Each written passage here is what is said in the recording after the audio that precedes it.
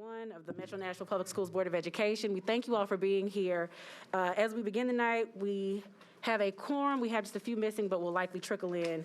Can we all stand for the Pledge of Allegiance, being led by our new HR Director, Mrs. Melissa Roberge.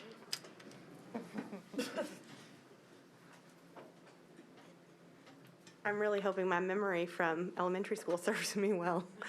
I pledge allegiance to the flag of the United States of America and to the republic for which it stands, one nation, under God, indivisible, with liberty and justice for all. Wonderful. Thank you so much. And again, welcome to this new capacity, though you are a consistent team member. All right, we are excited. We have some awards and recognitions from 2 different schools. So, Dr. Battle? Good evening, and thank you, Chair Buggs. Tonight, we've got a couple of amazing groups of MNPS high school student athletes and coaches and teachers and administrators we want to recognize and honor. I'll start with the Hume Fogg volleyball team. Until recently, it had been a long time, 23 years to be exact, since one of our schools had won a state championship in volleyball. But on Friday, October 22nd, the Blue Knights did it, and they did it the hard way.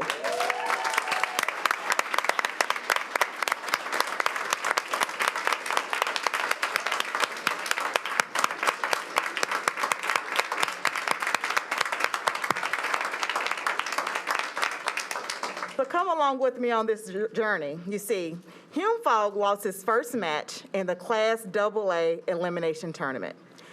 That's a tough way to start, wouldn't you agree, ladies? But they didn't come home from that first day in Murfreesboro with their heads down. No, they knew they still had a chance, and they seized their opportunity. Hume Fogg did not lose again, and I was thrilled to be there cheering them on with so many of their fellow students, their parents, the staff, the team of Hume Fogg, when they defeated East Hamilton in the championship match. Woo woo!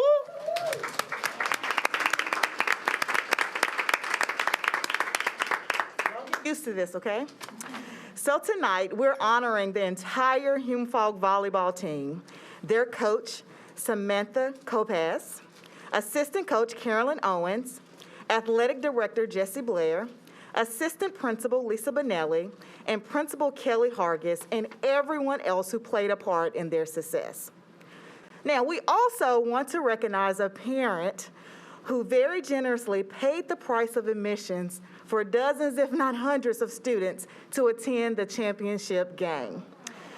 Mr. Carew Jathalake, are you here? Jathalake, are you here? Come on up, come on up.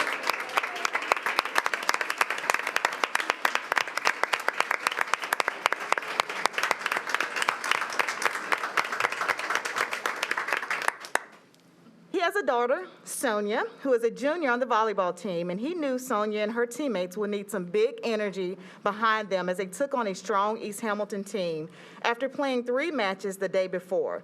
And it was a joy to see and hear the students creating the energy in the gym. So, Mr. Jathalake, thank you so much for your incredible generosity and your support for the team. Blue Knights, you had a tremendous tournament and a superb season that we will never forget. You've placed your way into history, and you deserve every bit of that big trophy. Can we see it? There it is, the big trophy.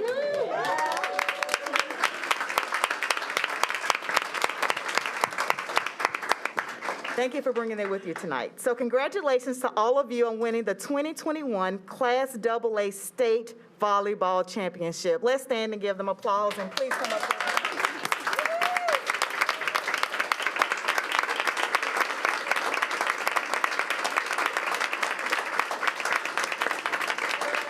Coaches, administrators, if you can come on up, we'll get a couple pictures as a part of our celebration. The last game Hugo Hogs volleyball team won was my senior year in high school. Oh, were you on there? No, I played soccer. You're a soccer player. I was a soccer player. We also made it to state, but we were the runner-up. And in fact, we were the runner-up on PKs, and my girls athletes rock sealed us nothing. Oh. Like, it was rough. It was rough. Oh, gosh. And it was the first PK I had all season.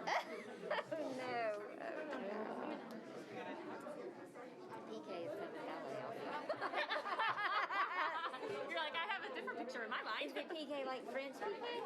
It's like a penalty kick. So it's like where they just set the ball down and you shoot on the goal. Just literally PK because it's abbreviation for penalty. In ballet, it's P-I-K, the French to prick, and it's just a little like.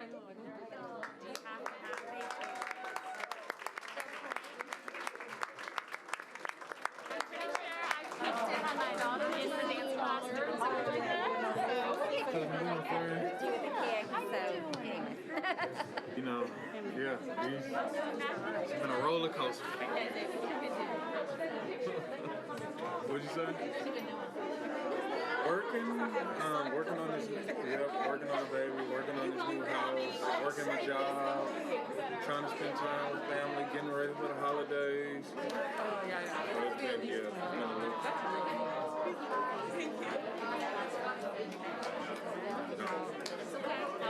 Carrie, that hurt deep in my heart. And now you've been kind of redeemed. Yeah, thank you. The conceptions that they made that he told me that they couldn't want to be able to it's like, I'm interested to see how people hold like this. She's definitely a foot taller than me. Okay. Congratulations again, all those affiliated with Hume Fogg, and especially to those volleyball students. We have another set of awards and recognitions because Metro Nashville Public Schools is always rocking. Dr. Battle? Thank you, Chair Bugs. I do have another one for you. So we are also thrilled to recognize Whites Creek High School tonight for winning the TSSAA's AF Bridges Sportsmanship Award. So if the Whites Creek team can come on up to the front.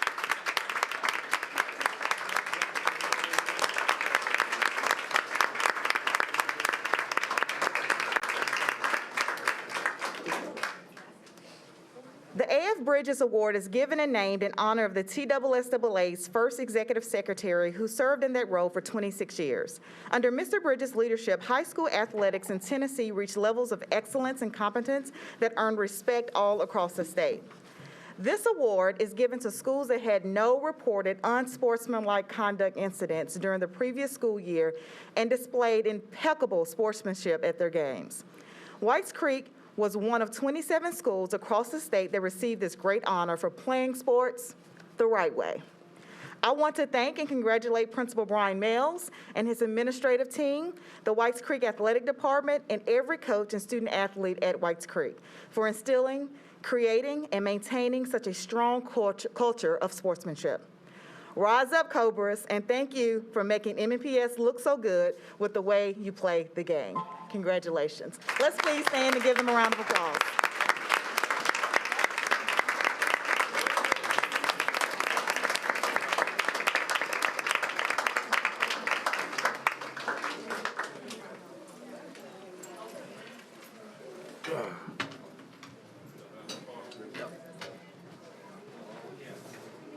Yeah. There you go.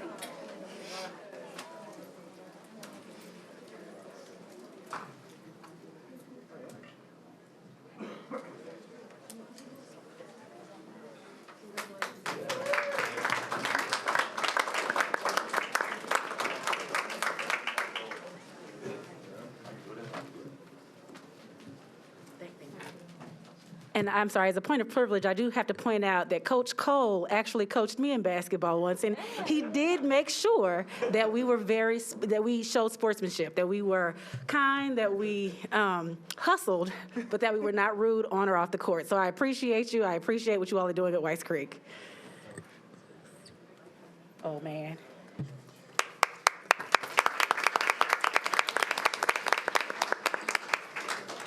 All right, thank you for that, Dr. Battle and MNPS staff. It is now time for one of our most exciting parts of our meeting, public participation, where we get to hear from community members in Nashville, understand your issues a bit better. Please know that if you are, better yet, you will have 3 minutes once your name is called. You'll see it up on the screen. Once your 3 minutes is over, please, we ask you to end your last sentence and step away from the mic. But let's say that you are not finished with your remarks. Please feel free to call or email us later with the rest of them so that we can follow up if need be.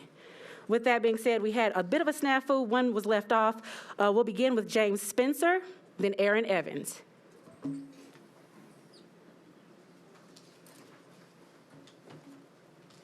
Good evening, everyone. Guess I get to lead the show. I'm speaking tonight in 2 capacities. I'm representing the movement with the SEIU about the compensation study. We need that. We need the compensation study done across the district for all our support staff. I understand that you guys are moving forward to that. I appreciate that so much because it's definitely needed. Me personally, I feel like transportation, which has an issue with the district, nutrition, which has an issue with the district, and security, which also has a current issue with the district, are the 3 most important factors in the daily operation of our commodity. Our commodity is the kids. If the kids can't get to school, it's a problem. If the kids don't eat when they get to school, it's a problem because some of them, that's their only meal in the day. Breakfast, lunch, that's it. When they go home, that's all they get, you know? And then, as far as security, they have to be safe. They have to feel safe when they're in school.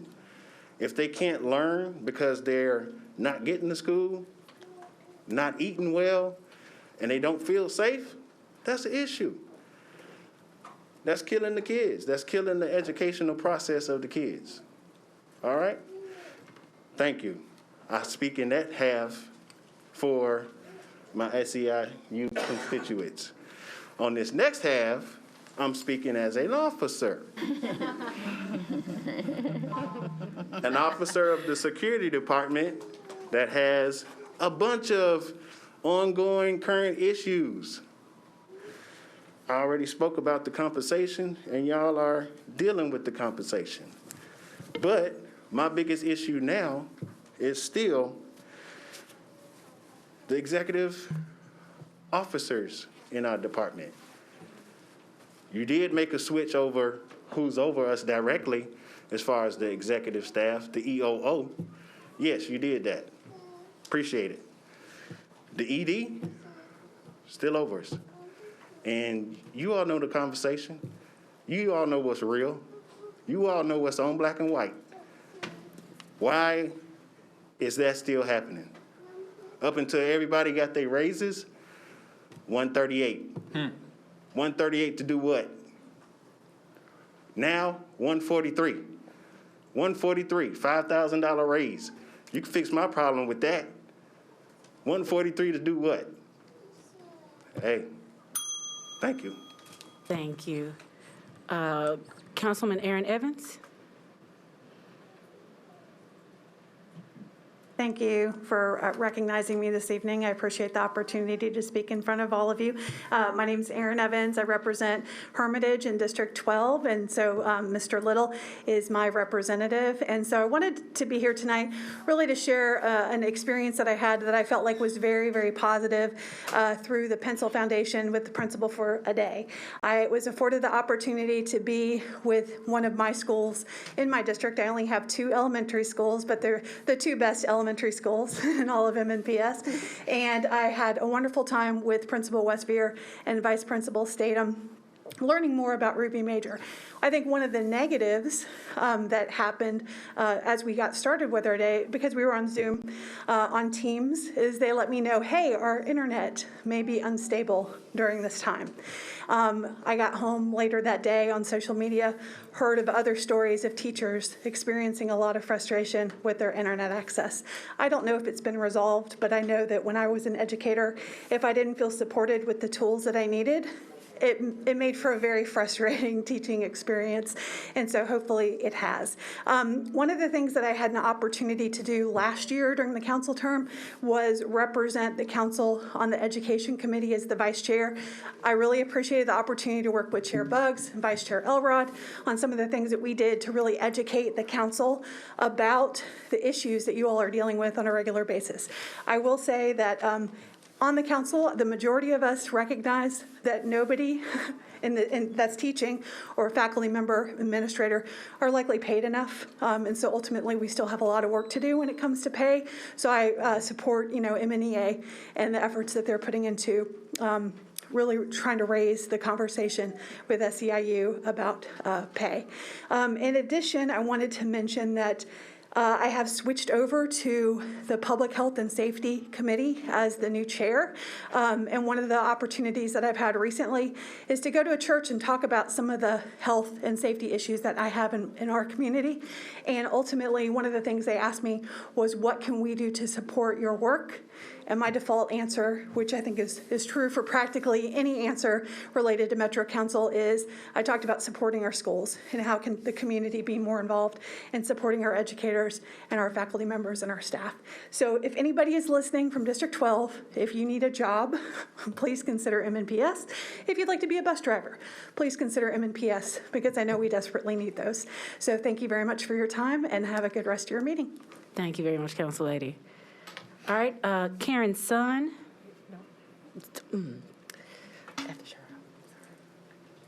Hi, my name is Kelly Ann Graff, and I'm speaking for Karen Sun tonight, who had to deal with a family emergency. I live on Glen Rose Circle, and I teach at Thurgood Marshall Middle School. I'm a 7th grade ELA teacher. And I wanted to come here to speak today to talk about the widespread effects of the sub and bus driver shortages and propose solutions that we can fix these problems that are impacting our quality of education and our quality of life for students, teachers, and community members. So at Marshall, we have 3 vacancies and 1 teacher on FMLA. We do have a permanent substitute, but that is like a small drop in a pail when you have 3 other consistent vacancies. We have teachers going through a lot of trauma and personal issues because of the continued pandemic. So dealing with family health crises, dealing with mental health, secondhand trauma from our students, the trauma that we're going through ourselves, and we're unable to take mental health days, sick days, personal days, because we know there's no one there to cover our classes. Almost every single day, I'm covering 1, 2 classes. My co-teacher, I teach 4 EL inclusion classes. My co-teacher is pulled to cover classes almost daily. So our EE and our EL students are really bearing the brunt of this. And from a professional standpoint, from MNEA, of course I'm worried about our students. I'm also worried when this test scores come back of these students who have not been receiving their services, and my coworkers being punished for doing the work that they were asked to do. And with scores, with teams evaluations, there's little grace. There's no box on that rubric to say, oh, you did a great job covering classes today. You did a great job teaching 2 interventions at the same time. You really managed to keep 5 students engaged on teams while teaching a class of 25. While we might get a little bit of money here and there for covering classes, we're still hurt professionally, and our students' academics are suffering as well. I'm also concerned about buses. Some of my shyest, meekest, gentlest students have come to me concerned about the quality on their buses and their safety on their buses, because they're being threatened by other students. They're being compacted in there, which is heightening tensions. I'm also concerned about the lack of contact tracing on buses, the lack of contact tracing with split classes, and the lack of transparency with COVID issues. I've had students who tell me that they have tested positive for COVID and they were sitting next to my desk, and the school did not contact me to tell me I was a close contact.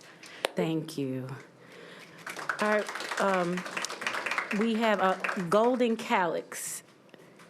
and an interpreter to support. Golden Calix. Welcome, welcome.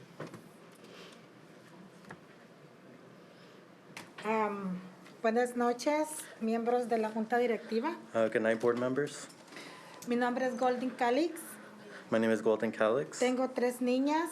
I have 3 girls. Hilden, de 15 años, que está en el grado número 10. Gilden, 15 years old, who is in 10th grade. Un par de gemelas, Griselda y Graciela, de 12 años, que están en el grado 7. Twins, Griselda and Graciela, who are 12 years old and are in 7th grade. Mis 3 hijas asisten a la escuela Leeds Southeast. All 3 attend Leeds Southeast. Mi familia ha sido parte de la escuela Leeds Southeast desde que Hilden entró a 5º grado. My family's been a part of Leeds Southeast since Gilden was in 5th grade. Como verán, tengo 6 años de estar en esta escuela. As you can see, I have 6 years being in this school, También soy parte del equipo de liderazgo de la escuela. and I'm part of the leadership team of the school. Estoy muy tranquila que mis hijas estén en esta escuela I'm real happy and calm having my children there. porque están aprendiendo a ser líderes, a seguir reglas y a enfocarse en sus estudios. Because they're learning how to be leaders, how to follow rules, and how to Enfocarse. and how to focus on their studies. También cuando tengo alguna inquietud, algún problema o sugerencia, And when I have concerns or suggestions, puedo reunirme con el personal correspondiente I'm able to meet with the appropriate staff members. y también hay una reunión todos los meses con las directoras de la middle school y la high school, And there's a monthly meeting with the principals from the middle and high schools, el cual justamente mañana tenemos una. which actually tomorrow we have one. Y tenemos la oportunidad los padres de hablar con los directores y hablar de los problemas y ver qué soluciones podemos encontrar. And parents have an opportunity to voice their concerns and propose solutions or collaborate on solutions. El cual yo estoy muy contenta con eso. And I'm very happy about that. Leeds Saudi también es un ambiente familiar. Leeds Southeast is a very family-oriented environment. A los padres, estudiantes, los maestros nos hacen sentir bienvenidos a la escuela, The student teachers and the teachers make us feel like we're part of the school. el cual para mí es muy importante ese punto. And to me, that's something very important. Un ejemplo de la escuela Leeds Saudi es mi hija mayor.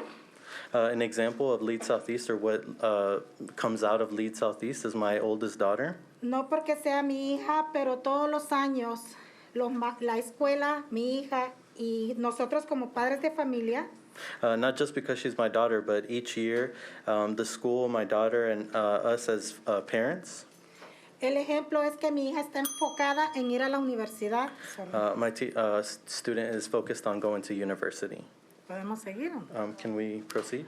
I'll give them, well, because they have an interpreter and speaking twice, we'll give them another 3 minutes. Go Thank you ahead. so much. Thank you. Como decía, mi hija está enfocada a ir a la universidad. As I was saying, my daughter is very focused on going to university. Está apenas en 10 y ella está muy, muy pendiente de sus estudios. Ella quiere ser veterinaria, ojalá y lo logre. She's in 10th grade, and she is very excited about becoming a veterinarian, and I hope she is able to do so, and I'm very excited. Nunca he tenido ningún problema con la situación que ella tenga un mal comportamiento en la escuela. Todo ha estado muy bien. I've never had any issues with the school. She's never had any behavior problems. Everything has gone well.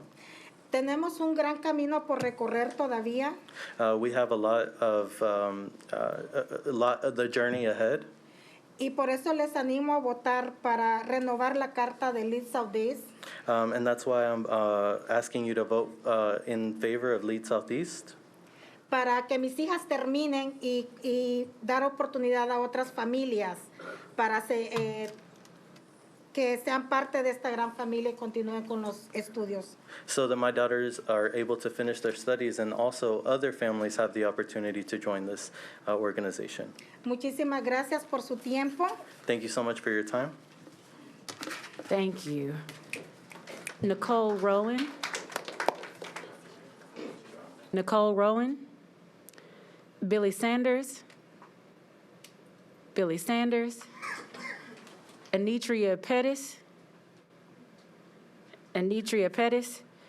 Rachel Harrington. Rachel Harrington. Neil Capolino. Jeremiah Wooten. Good evening. I will try to talk quickly.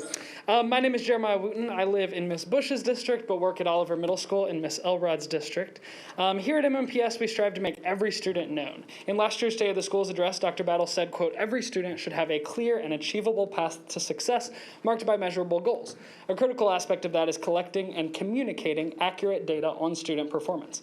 Unfortunately, the Support Hub's procedures around grading and communicating student performance this year has been mired by simple mistakes, unforced errors, or perhaps incompetence. And when these mistakes were brought to their attention, members of the so-called Support Hub continue to deflect blame onto teachers for their own mistakes instead of supporting the teachers, students, and families they're supposed to. Here's a list of these mistakes in chronological order. First, setting incorrect grading calculations in Infinite Campus at the beginning of the school year is not supporting teachers, students, or families. Communicating corrected Quarter 1 progress report grading guidance for grades 2 through 8 with less than 48 hours to the grading deadline does not support teachers, students, or families. Claiming that progress reports were delayed and replaced with notices of concern because of technical issues is a lie and unacceptable behavior that does not support teachers, students, or families. The fact that the Support Hub set up incorrect grading calculations is not a technical issue. Tying teacher virtual workday incentives to registration for the personalized student dashboard, which for the entire first quarter displayed inaccurate grades for students in grades 2 through 8, is not supporting teachers, students, or families. Stating that changes were made to, quote, simplify the syncing process for teachers does also not support teachers, students, or families. Nothing about the syncing progress changed. The only thing that changed was they finally changed the grading categories so that they're weighted correctly. Communicating Quarter 1 grading guidance with less than 24 hours to the end of the first quarter is not supporting teachers, students, or families. And asking teachers to complete their grading duties on the day reserved for mandatory trainings or over fall break was in violation of our MOU. Technical support messages, like the one posted on Schoology 2 weeks ago, which continue to imply syncing issues were the fault of teachers and not the fault of the Support Hub's own directions for teachers in grades 2 through 8 to not sync grades until the last few days of the first quarter, do not support teachers, students, and families. In previous email correspondence, I invited Mason Bellamy, David Williams, and Jill Petty to share what changes they would be making to ensure these issues don't continue, and I received no response. So I'm now asking the board to investigate how these consistent and significant unforced errors occurred and how we can prevent them in the future so that our students, parents, families know about their students' performance. That's the only way we can make every student known. I've emailed the full text of this speech to all board members, so please reach out if you'd like to learn more about any of these 7 major failures by the Support Hub in regard to grading in just this first quarter. Thank you for your time. Thank you. Eli Foster.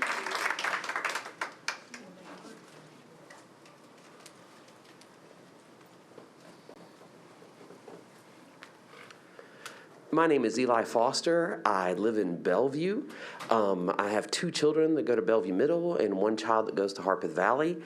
And first, I just want to say thanks for the board taking the stand to say we need to teach accurate history. And for you saying you have our back, thank you. Second, I want to say thank you to District 9 Rep. Ms. Abigail Tyler for the process she is leading with the naming of our new high school. In case you didn't know, we're getting a new high school. And what you have is you have the Bellevue people say, name it after Bellevue, you took our high school in 1980. Versus the Hillwood people who aren't as loud and there aren't as many say, no, keep it Hillwood, keep it Hillwood. That's what you have. But the current Hillwood community is made up of 3 communities: North Nashville, Bellevue, and Hillwood. Instead of trying to leave the North Nashville community out, I think we need to be more inclusive with the name we name our high school. Let me humbly suggest the name James Lawson. You see, the Reverend Dr. James Lawson was trained in direct nonviolent action in India. In 1957, he came back to the United States and at Oberlin College met with Dr. King, and Dr. King said, James, come to the South. We have no one like you here. He moved to Nashville, became a leader in Corps, and he was an educator. He led people here in Nashville in nonviolent direct action resistance. He trained James Bevel, he trained Diane Nash, he trained John Lewis, he trained C.T. Vivian. None of those people would have led the Nashville student movement the way they did without James Lawson. And what did Vanderbilt University do to say thank you for this leadership? They expelled him in 1960 from Vanderbilt Divinity School. 12 of the 16 faculty at that time at Vanderbilt resigned in opposition to this. See, James Lawson was a leader and educator who made a difference in Nashville and the world. Not only did he lead the most successful sit-in campaign, which was the Nashville campaign, he then was behind orchestrating the architecture of SNCC, Student Nonviolent Coordinating Committee. He then helped organize and was imprisoned during the Freedom Rides in 1961. He helped organize the March in Washington. He is a man who has been committed to equity for all, continuing to speak for the rights of the LGBTQ plus community, and continuing to speak for workers' rights his entire life. When we named Fifth Avenue, when we named it John Lewis Way, James Lawson was the keynote speaker. Let's do right, incorporate all three parts of the community at Hillwood, and name the new high school James Lawson. Thank you. Thank you, Mr. Foster. Honey Harris. Every time he comes up, I'm like,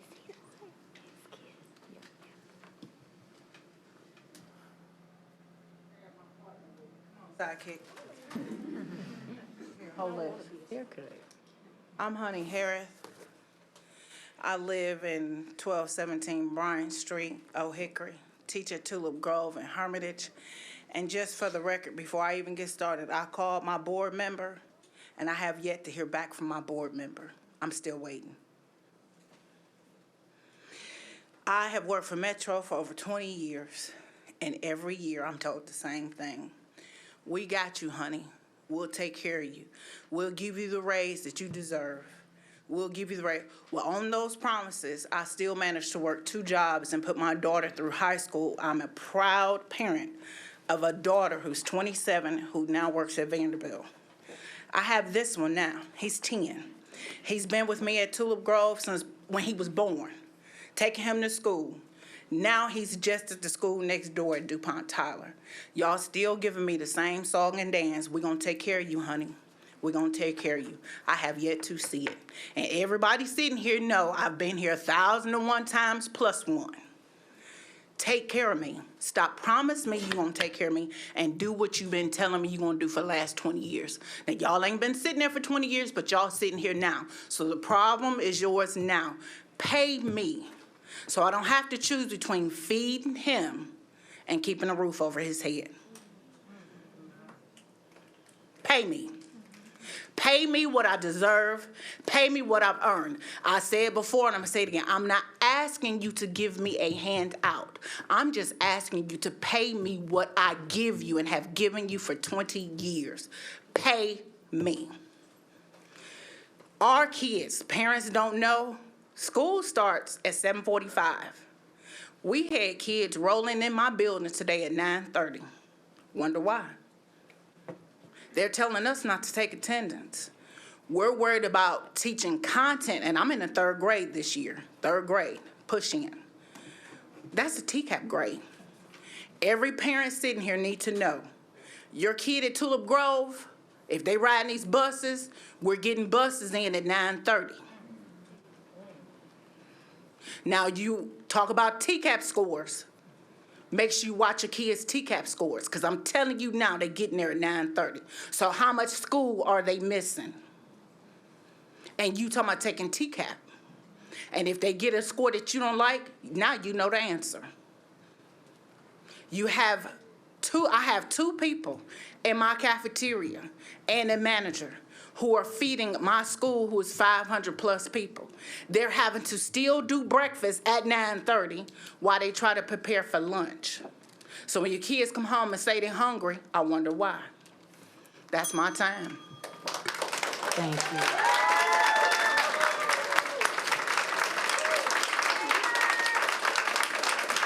Elizabeth Hines.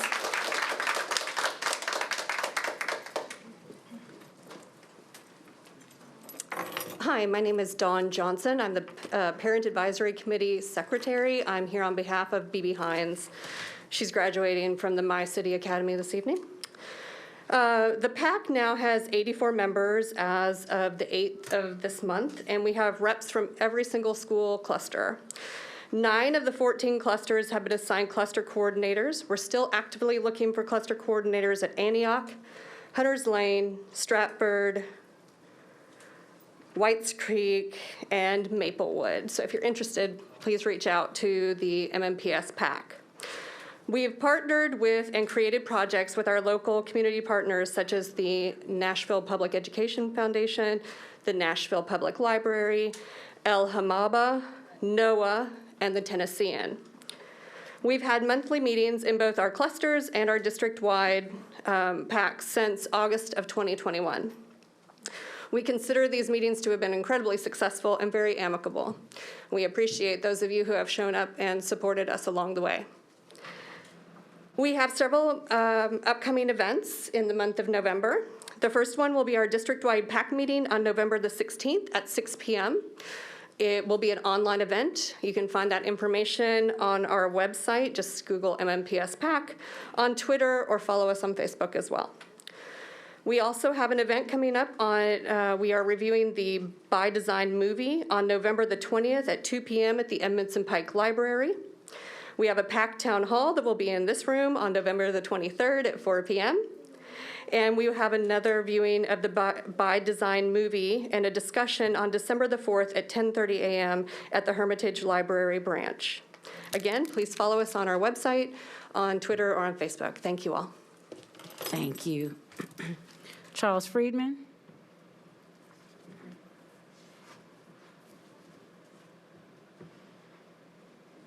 Don't start it yet. All right. Good evening. My name is Charles Friedman. I'm the founder of Nashville Classical Charter School. I am here to humbly ask you to locally approve our school and ask the administration to work with us on a mutually agreeable location. Why am I making this request? Well, 3 months ago, I watched you discuss our proposal, which a review committee of MNPS staff found met all criteria for approval. However, the board denied us based on our proposed location, and at that meeting, I heard you say 2 things. 1, the representative of District 9 shared that the location would not have community support. And second, the board chair expressed concerns about our transportation plan, wherein the burden would largely fall on African-American families in Bordeaux, Whites Creek, and North Nashville.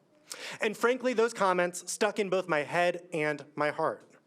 You see, for the past 10 years, as East Nashville has rapidly gentrified, we have worked to build an intentionally diverse and inclusive and integrated school. It is my life's work, and as a new father, and as someone who has a wife who I know many of you know has a terminal disease, I think it is a goal that I plan to work towards with every second that I have. And here's what we've learned from 10 years of leading that diverse school. Schools are so much more than bricks and buildings. They are communities. We opened our school in a 4-room schoolhouse. Families followed us to an abandoned Head Start that the city said was unusable. After that, we leased Bailey Middle School from you, which had actually already been closed 3 times in 5 years due to low enrollment. Today, Nashville Classical has 552 students in grades K through 8 and opened this school year with the 2nd longest wait list in the city. Clearly, schools are so much more than buildings. And so, even though our school is approved to open at Brookmead by the state, and we are happy and prepared to do so, we are also trying as hard as we possibly can to both hear and honor your feedback. And so humbly, I'll ask you to vote for local approval of our school tonight, which means local control of our academics, local control of our budget, and local control of, yes, our building. And so I hope that you'll consider a resolution to approve our school locally. And I hope you'll ask the administration to work with us to identify a mutually agreeable location. There is a 30-day window under state law in which this can happen, and there would be nothing that we would like more than to be locally approved to partner with the district and be part of MNPS. Thank you very much for considering this proposal. I'm very grateful. I know this is a complex decision, and so even to be able to be considered to be on the agenda means a lot to us. I'll be here to answer your questions, and I would hope during discussion you would consider giving me that opportunity. Thank you. Thank you. Julie Trudell? Trudell.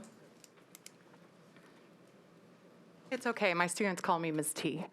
My name is Julie Trudell. I live and work in Antioch in Fran Bush's district, and I'm here today to talk about how buses right now are not safe. They are not safe for our students. Kids come to me every morning telling me how stressed they are from having to sit 3 to the seat, sit in the aisles, go multiple routes, as you have heard from other people. It's an unsustainable situation. It's not fair to them academically. It's not fair to their health and safety in a pandemic. And the roots of this is because we're not paying and recruiting bus drivers like we should. Now, the United Steelworkers Union have partnered with MNEA and SEIU to come forward with demands for better pay for bus drivers and a better recruitment strategy, better pay for subs, and more time for teachers. And we have nearly 1,200 signatures on that petition that we're bringing to you because we're fed up. This is unsustainable, and kids are suffering. Like, imagine coming to school and you've had to go on your route or been late to your route. There's no way you can focus academically. Buses are arriving just as late as Honey said, and kids at the end of fourth block, they're so anxious about getting on that bus. They're anxious to be able to get a seat. We've had kids, I work at Antioch High School, right? We've had kids leave the building at 4 p.m. before because there's so many multiple routes. We can't have this happen. We have to have a solution. And that solution is a better recruitment strategy and better pay for our bus drivers. Thank you so much. Thank you. Delia Howard.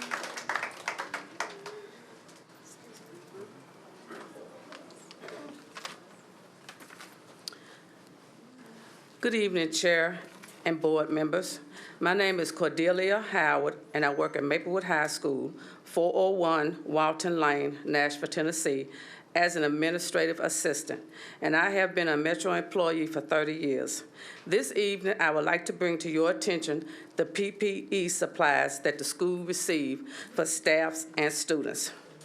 We need better PPE that comes from the state to our schools.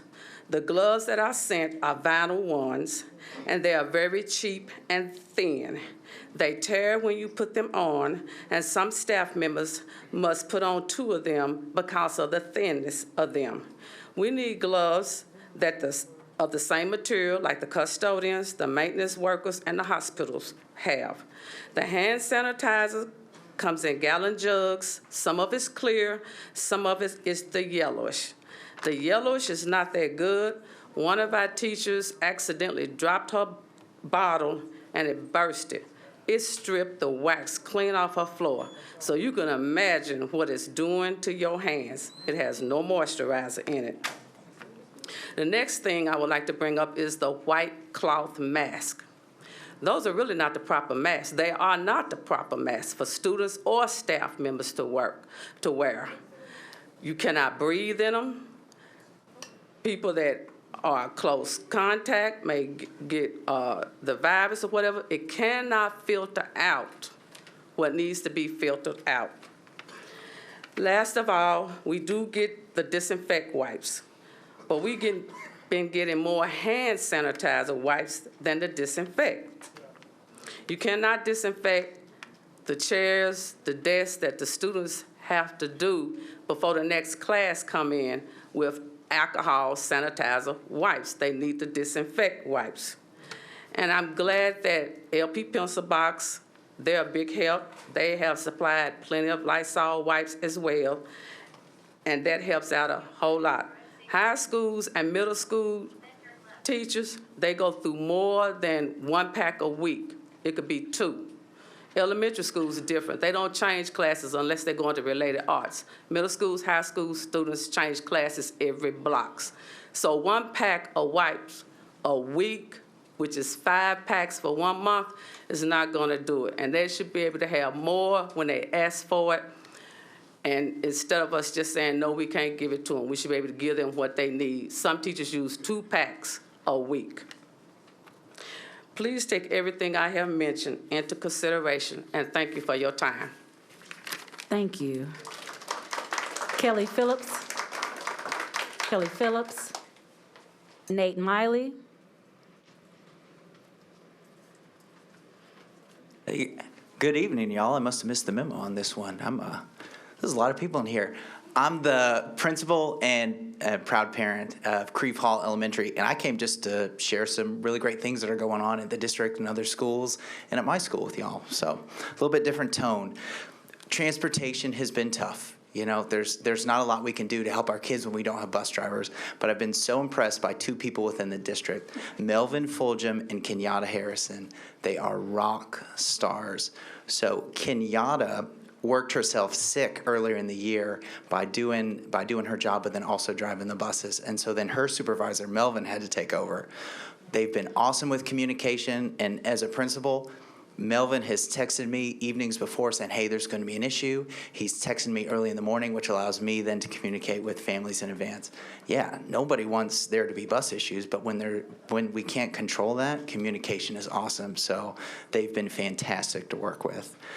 Next at my school, one of my teachers, Kendra McCullough, again, rock star. She is currently getting her EDS, and she's definitely going to be a leader that y'all need to be aware of because she's going to be running this place someday.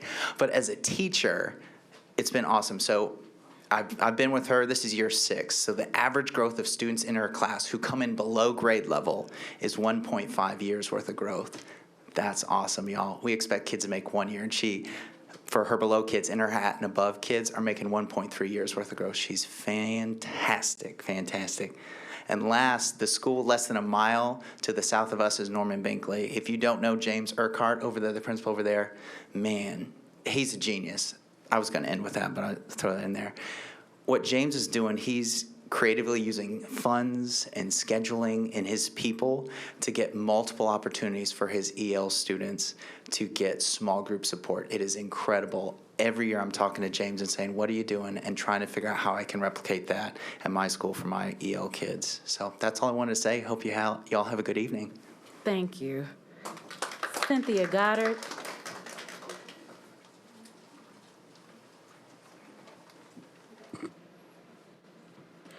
Hi, my name is Cindy Goddard. I'm District 4, live in Nashville, Tennessee.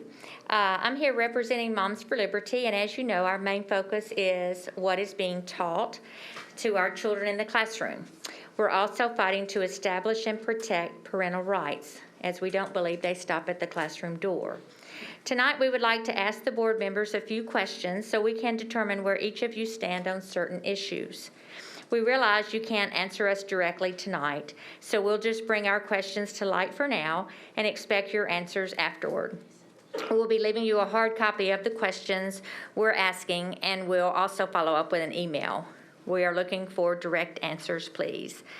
Question 1, this question is about the ESSER grant that MNPS received. According to the MNPS website, it says, in response to COVID-19, the U.S. Congress passed several pieces of legislation that sent billions of dollars in relief funds to states. Tennessee received, in total, $4.2 billion to be spent on schools across the state in 3 phases. This is known as the Elementary and Secondary School Emergency Relief Fund. And for the 3rd phase, that was included in the American Rescue Plan, MNPS has been granted $276 million. We would like to know what is being done with the money. How much of it has already been spent and on what exactly? Has there been any money spent on the study and efficacy of industrial hygiene initiatives? Also, are there any strings attached to such a huge piece of federal funding? What are the incentives?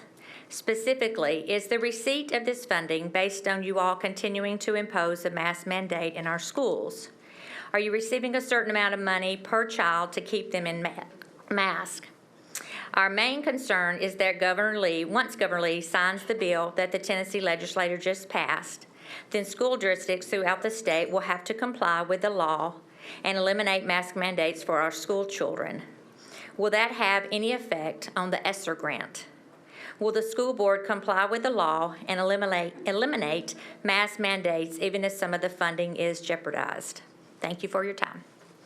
Thank you. Carolyn Lutz.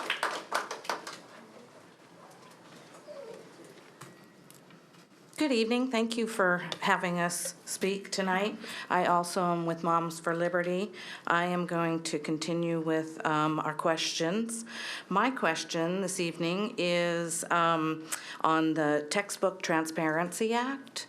According to the Textbook Transparency Act, which is a TNHB 1513, that Governor Lee signed into law in May, and it went into effect July 1st of this year, parents are guaranteed access to their children's textbooks and all instructional material, including teachers' manuals. Under this bill, there is an electronic version of is supposed to be an electronic version of the textbook. Then it must be stored on an electronic database, that database be available for public review. The same applies to all proposed textbooks and instructional materials. The online site shall allow inspection of both the textbook or instructional materials and all accompanying manuals, workbooks, and other materials.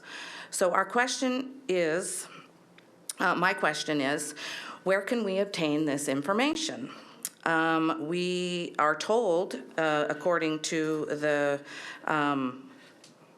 the bill, that each LEA should have a link to their textbooks and materials, instructional materials, and teachers' manuals on their websites.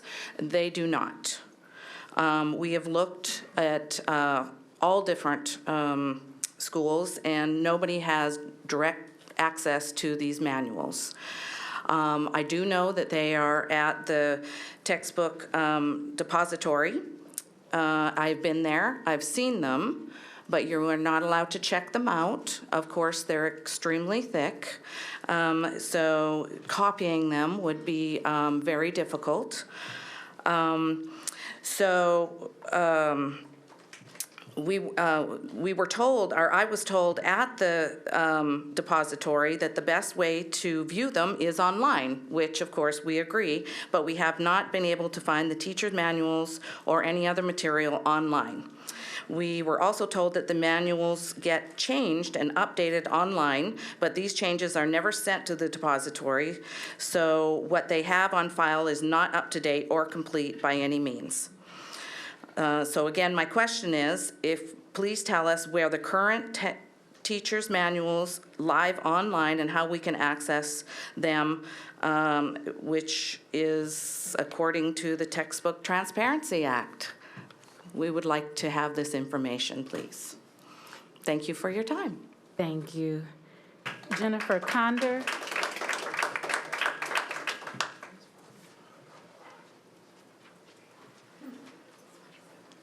Hello, my name is Jennifer Conder. I'm also with Moms for Liberty, and I want to continue with one more question for the board.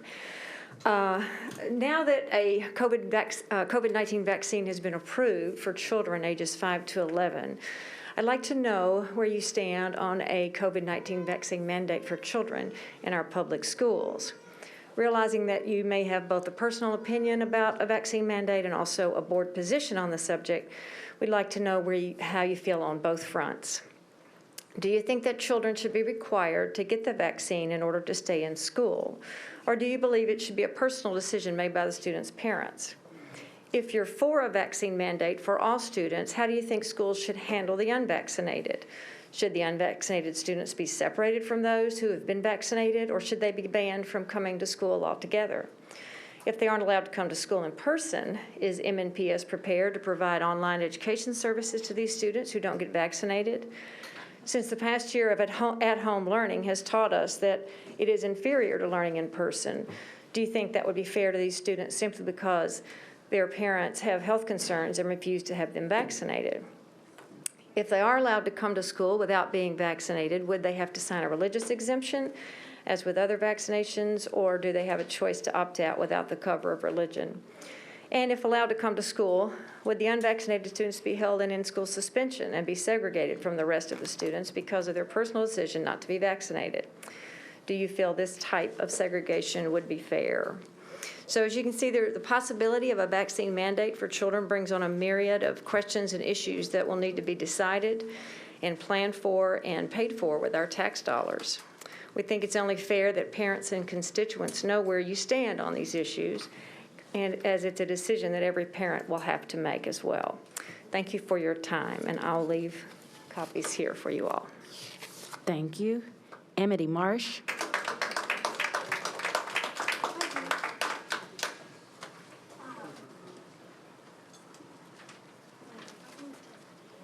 Hi, my name is Mary French. I'm taking Amity Marsh's place. I'd like to reiterate the questions that were presented earlier and ask that they may be answered so that we can determine where each of you stands on these issues.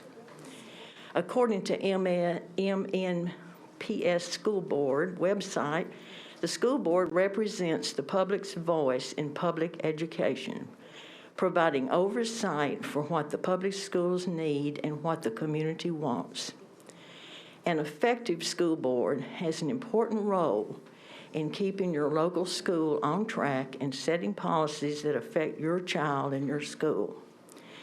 So, to reiterate what the community wants, our questions are: number one, we would like to follow the money from the ESSER grant and know how it is being spent and if there are any strings attached to it. Number two, we would like to know where the current teachers' manuals live online and how we can gain access to them as outlined in the textbook Transparency Act. We would like to know where each of you stands on the issue of mandatory vaccinations for our school children. It is my understanding that a current school teacher told me that there will be 3 months of wit and wisdom after Christmas. I and many others feel that critical race theory is pure evil. To talk about suicide, gender identity, and even bringing attention to whether a child is white or a person of color is insane. The children do not see color. Why are we telling them that? Especially elementary school, they cannot handle it. High school students resent being asked what pronoun they want to be called. Let's get back to reading, writing, and arithmetic. Thank you very much for your time. Thank you. LaShane Smith. LaShane Smith. Hamadi Muhina. Hamadi Muhina. Sherry Flanagan.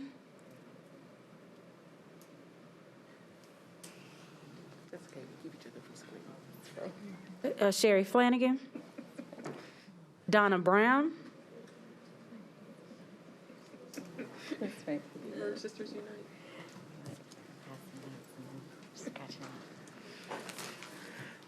Good afternoon, Dr. Ballard, to the school board. I stand before you all. My name is Donna Clay. I've been working for MNPS now for 8 years. I'm at Stratford STEM. My residence is at 1500 Porter Road. I stand before you all today because of pay and the way things are expensive, how they're taking away property, and then I have to move. If my rent is $1,060, I can't make it on what I make now. It's impossible. My net don't add up, so I'm robbing Paul to pay Peter. It's whether I'm gonna pay my light bill or pay my rent, and then I got late fees. And the days off.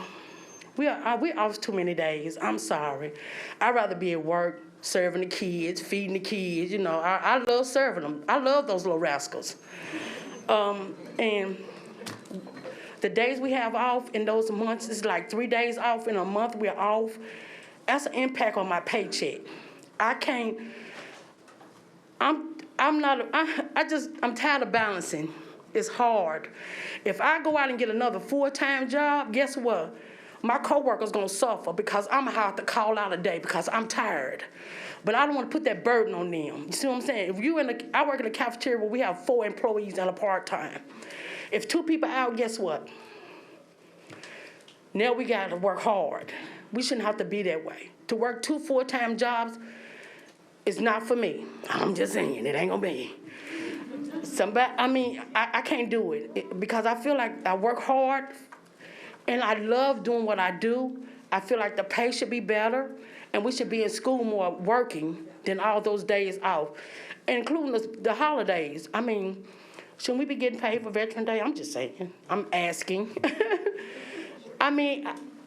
I'm just wanting more money, better pay for the work that we have to do. And there's a lot of people, I hear my coworkers, there's a lot of them, some of them work 2 part-time jobs. And there's no way impossible I could do that, because I wouldn't be able to come to work for y'all. I'm gonna call out. You can only call out so many days. You ain't gotta have a doctor's note. I ain't want to go to the doctor like that. I don't want to pay I don't want to pay extra money. But the pay would help, you know what I'm saying? The pay would help if you increase our pay. If I can bring home $1,000 or more in a week, guess what? I can pay my bills. I can pay my rent. I don't have to make my checks every month. Balance them out, splitting them up here and there. It's impossible for me to do. All I do is I ask that you all take it in your hearts to do the right thing among the people, to give us better pay, and you get better results. Thank you.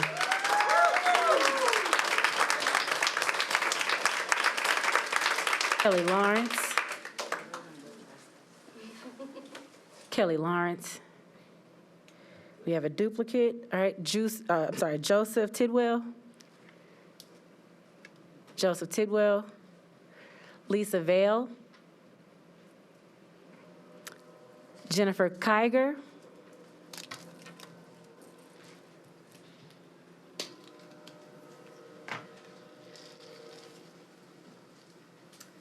Good evening.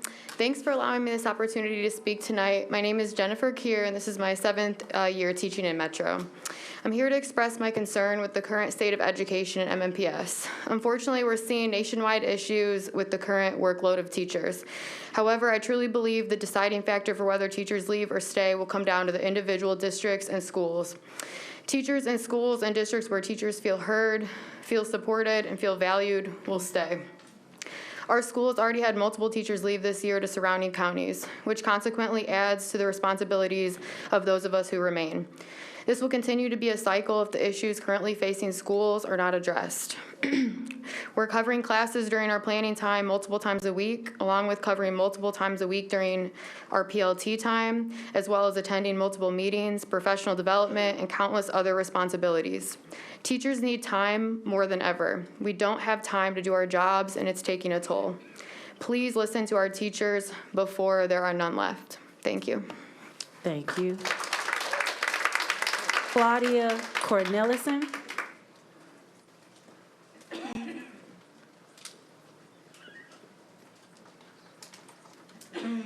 Good evening. My name is Claudia Cornelison. I live on Lishi Avenue, and I work at East Nashville Magnet High School. It was really hard for me to come here today because as soon as I left my building, I was breaking down in my car. I didn't have the time to prepare for this like I wanted to because my planning time went to a pop-up observation meeting. It went through going through a text that I didn't choose to teach and trying to make it even slightly culturally relevant to my students who I care about. It went to preparing for an upcoming evaluation, submitting 2 weeks worth of lesson plans, having administrators pop in and out of my room to talk to me that wasn't even scheduled on my calendar. What I would have rather have been doing was grading my 300 papers sitting behind me because progress reports are due soon. I would have rather been taking care of myself, being able to use the restroom during the day. I would have rather have been following up with family members of my students because they're suffering right now. But I couldn't do any of that because my time isn't my own right now. It isn't. And this is unsustainable. It's not okay. And I guarantee you, I promise you, that if it continues this way, you're gonna see a mass exodus of your talented and passionate teachers and your incredible support workers from this district and probably from this profession altogether. There's only so long that you can stand on a sinking ship begging for help and not getting it before you just jump off. I'm asking for your help, not just for us, but for our students, because ultimately I know that they're gonna suffer the most out of all of us. Thank you. Thank you. Arindira Julian.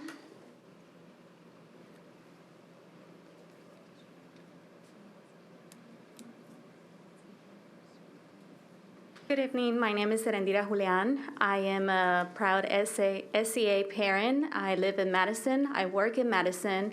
And I'm here to ask all of you to please let Smithson Craig Head Academy have 5th grade.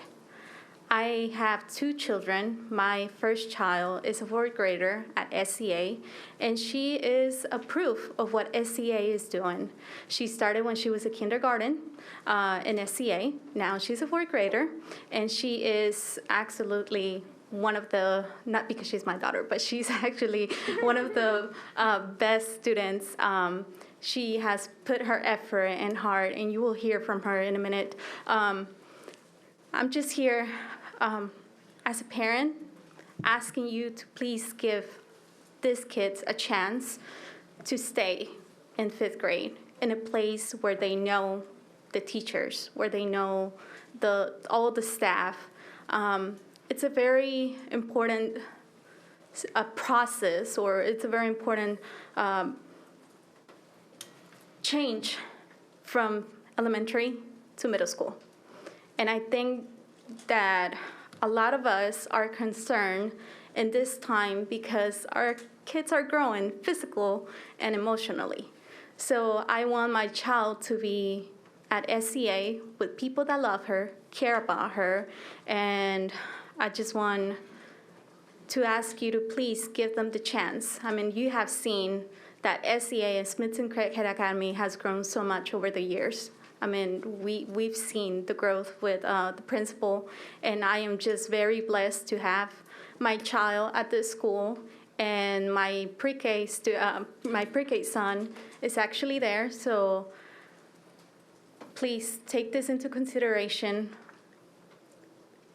Charter schools are very hard to find at that area at this moment. A good charter school, a good school in the Madison area. I have a school a block away from my house, and I actually decide to drive to SCA because I know that she's getting what she needs, and actually more than what she needs, because she's always been pushed by the teachers and the staff. So I really appreciate all of you for listening. I know this is your job, but I thank you from the bottom of my heart for everything you're doing. Thank you. Thank you. Caitlin Hock.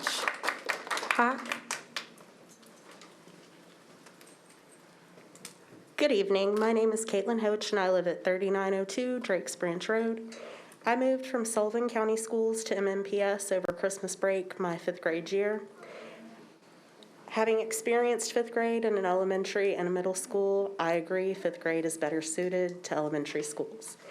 On the MNPS website, there is a quote regarding Reimagine Ed, an initiative to improve academic outcomes for all students. Charter schools are asking for equity as a part of the public school system. We, as public charter schools, are a part of MNPS, and I think the board should make decisions like these with our families in mind. Students face greater hurdles than ever before due to the pandemic. Having 5th grade at Rocket Ship will allow students to develop a stronger social and emotional foundation before moving into the environment of middle school. Just as importantly, the academic benefits will set them up for long-term success on their educational journeys.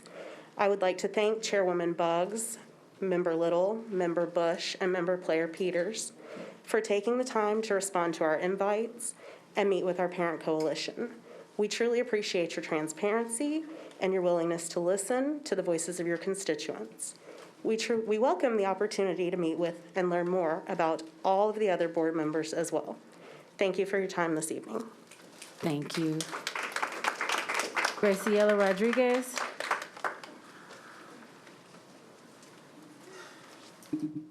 Good evening. My name is Graciela Rodriguez, and I live at 510 Heritage Drive in Madison.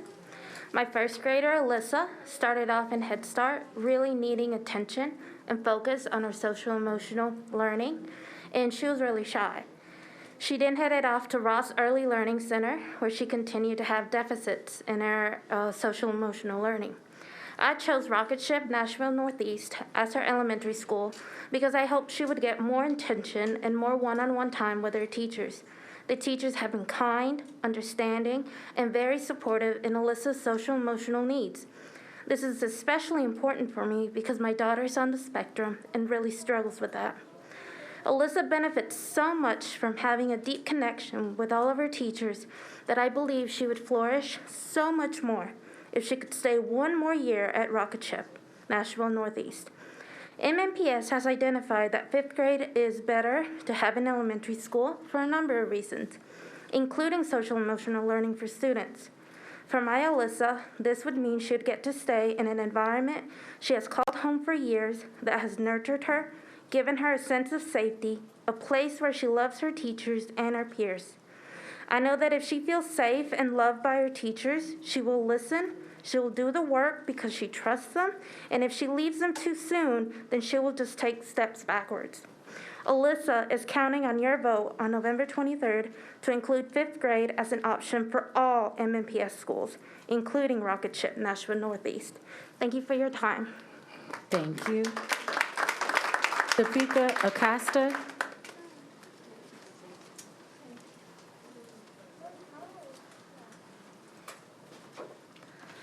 Good evening. My name is Topeka Acosta. I live at 2718 Combs Drive. Rocket Ship is the school for my children. I have been there for 5 years, and they are my family. Now I have a 4th grader and a 1st grader who are not only excited about learning, but they are even naming the colleges that they want to attend. I mean, think about it. How impactful is it to know that the school places such a high importance on college readiness and preparation at such a young age? I want my son to be able to attend Rocket Ship for his 5th grade school year. He deserves to be with the teachers and the staff that have watched him grow and develop since kindergarten. They have worked so hard to support my babies, and it would be a huge inconvenience to have to send my son to a different elementary school for just 1 year before he has to switch again from middle school. I do not look forward to having to drive to 2 different schools and fighting through school and city traffic every single day when we could just simply remain at the elementary school of our choice. I am not ready to leave my family just yet. So I'm standing before you to declare that my fellow parent leaders and I will do everything in our power to ensure that our charter school, that our charter school and students will have access to the same opportunities as other families that choose to attend traditional schools. I'm here tonight asking that you add 5th grade not only to Rocket Ship, but to all elementary schools within MNPS. It's just the right thing to do. Thank you so much for listening and for your time. Thank you. Durante Acosta.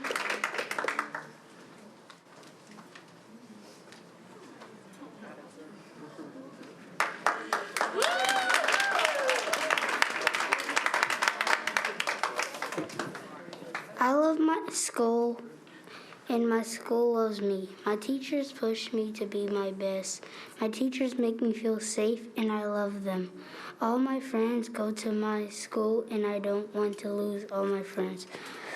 I deserve one more year to learn with my teachers and grow with my friends. I really thank you for your time.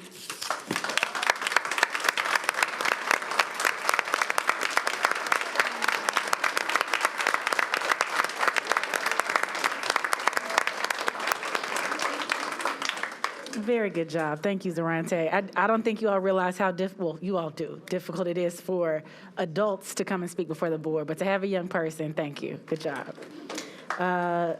Michelle Sheriff. Like, I have to follow this kid? Good evening, Chair, members of the board, Dr. Battle. My name is Michelle Sheriff, and I'm a 29-year veteran of MNPS and president of Metro Nashville Education Association. Typically, our office receives 1 to 2 requests each month for guidance on how to resign or take a leave. This 9 weeks, that has increased to 3 to 5 requests per week. With the current staffing shortages, the district can't afford to continue to bleed teachers, bus drivers, and support staff. Our students can't afford to continue to lose the staff who work most directly with them. We keep hearing teachers say they're drowning. They're drowning under the continued pressure of teaching during a global pandemic while the world wants to insist we get back to normal. They're drowning under the weight of returning to in-person classes and helping students navigate the trauma of the past year and a half. They're drowning under the weight of implementing numerous new initiatives. They're drowning under the weight of filling the gaps for open positions for classroom teachers, substitutes, bus drivers, and paraprofessionals. Over the past week, we held listening sessions just to ask teachers what they need. And here are some of the comments and quotes that were echoed throughout all the sessions and some of the things you've heard tonight. One teacher said increase pay for subs and bus drivers, offer hiring incentives, streamline the hiring process. We're expected to do our jobs and fill in for all the vacancies. It's too much. Another teacher asked slow down on pushing out new initiatives. Another working an additional 20 hours a week outside contracted hours.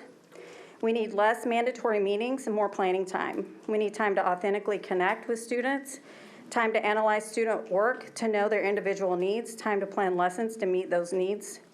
Treat me as the professional I am and give me the autonomy to meet needs of the students. It feels like students are in crisis mode and teachers are in crisis mode with no staffing, while someone from the district has extra time to make sure no one is off schedule with their lessons. Why aren't those people filling classroom vacancies? If we are really a student-centered district, the district should be prioritizing having appropriate staffing in front of our students at all times. So in conclusion, we understand some of these issues are systemic. It will take time to fix, but teachers need help now. Teachers say they're drowning, and for some it feels like they're going down for the last time, and you have the power to throw them a lifeline. Thank you for your time. Thank you.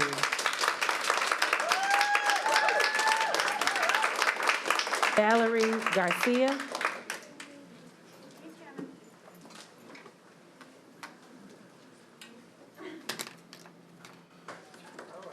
You can clap her up. Good afternoon. My name is Valerie, and I am a 4th grader at Smithson Craighead Academy. There are many reasons why SEA should get 5th grade. Number 1, a lot of parents like SEA, and it might be hard to find another school like SEA for 5th grade. SEA is a caring and kind school for 5th grade. We have fun activities. Just today, I flew a drone because I am part of STEM Scouts. Number 2, the school lunch in SEA is yummy, healthy, and homemade by the lunch crew. The breakfast and lunch crew is led by Chef Daryl. Number 3, SEA has the best teachers. Sometimes they are strict, but they are still fun, caring, and kind teachers. My 4th grade teacher, Dr. David, helps me with long division. She makes it fun to learn, and I love her. Number 4, some kids might be scared to go to middle school. They might not know anybody. I am excited and scared. I'm excited because if I do well on my TCAP test, I can go to a magnet school. I'm scared because I may not know anybody and the stress of having to know all my classes. I won't have my old friends that I had at SEA. I hope you like my 4 reasons, and I hope you give SEA 5th grade. Thank you for your time.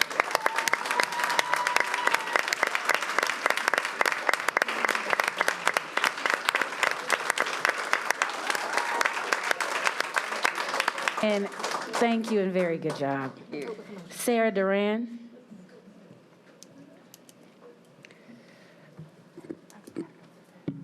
Thank you. This is not fair. I have to go after that. I'm definitely not as cute as she is. Good evening. My name is Sarah Duran. I'm a former 8th grade ELA teacher at Thurgood Marshall Middle, and now I work for MNEA. The majority of my job is to listen to teachers. I do it every single day, all day. And I really listen to them. I hear the good, the bad, the even worse. As a teacher myself for 9 years, I know the feeling of burnout. I know the feeling that creeps in right after spring break as we're just trying to crawl across the finish line in May. It is only November, and the despair that I have heard is unlike any burnout that I ever experienced.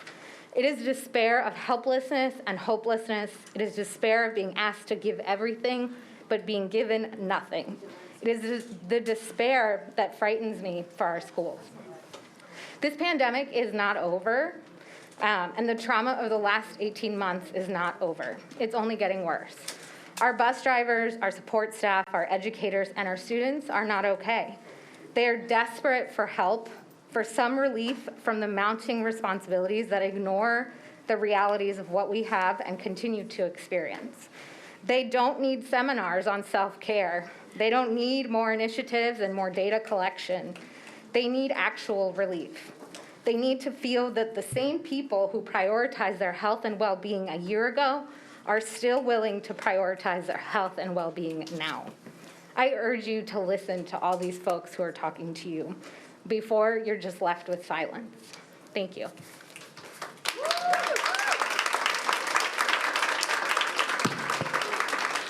Thank you. Next, Patricia Klutz.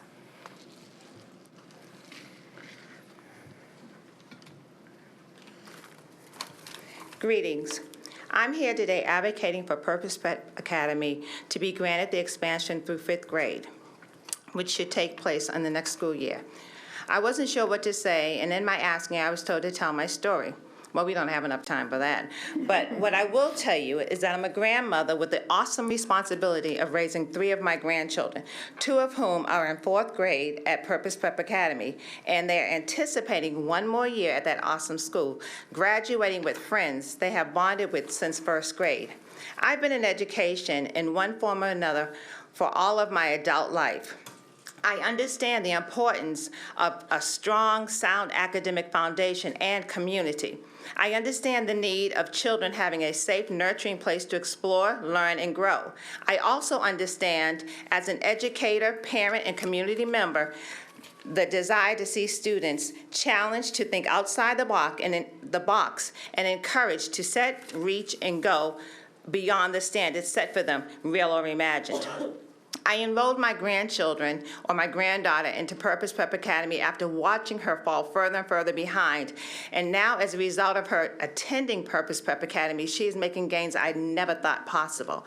I also watched my grandson, with his beautiful mind, continue to flourish under the structure and guidance of well-trained, caring, and compassionate staff.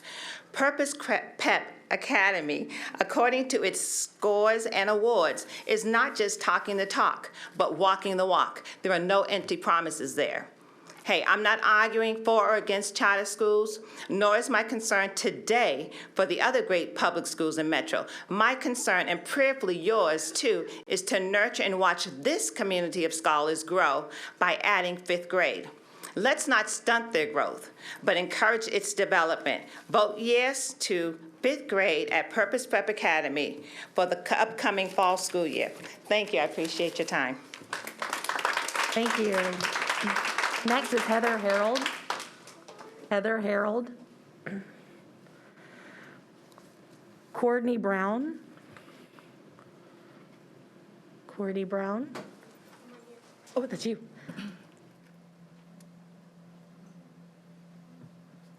Don't rush. You have a baby, I get it.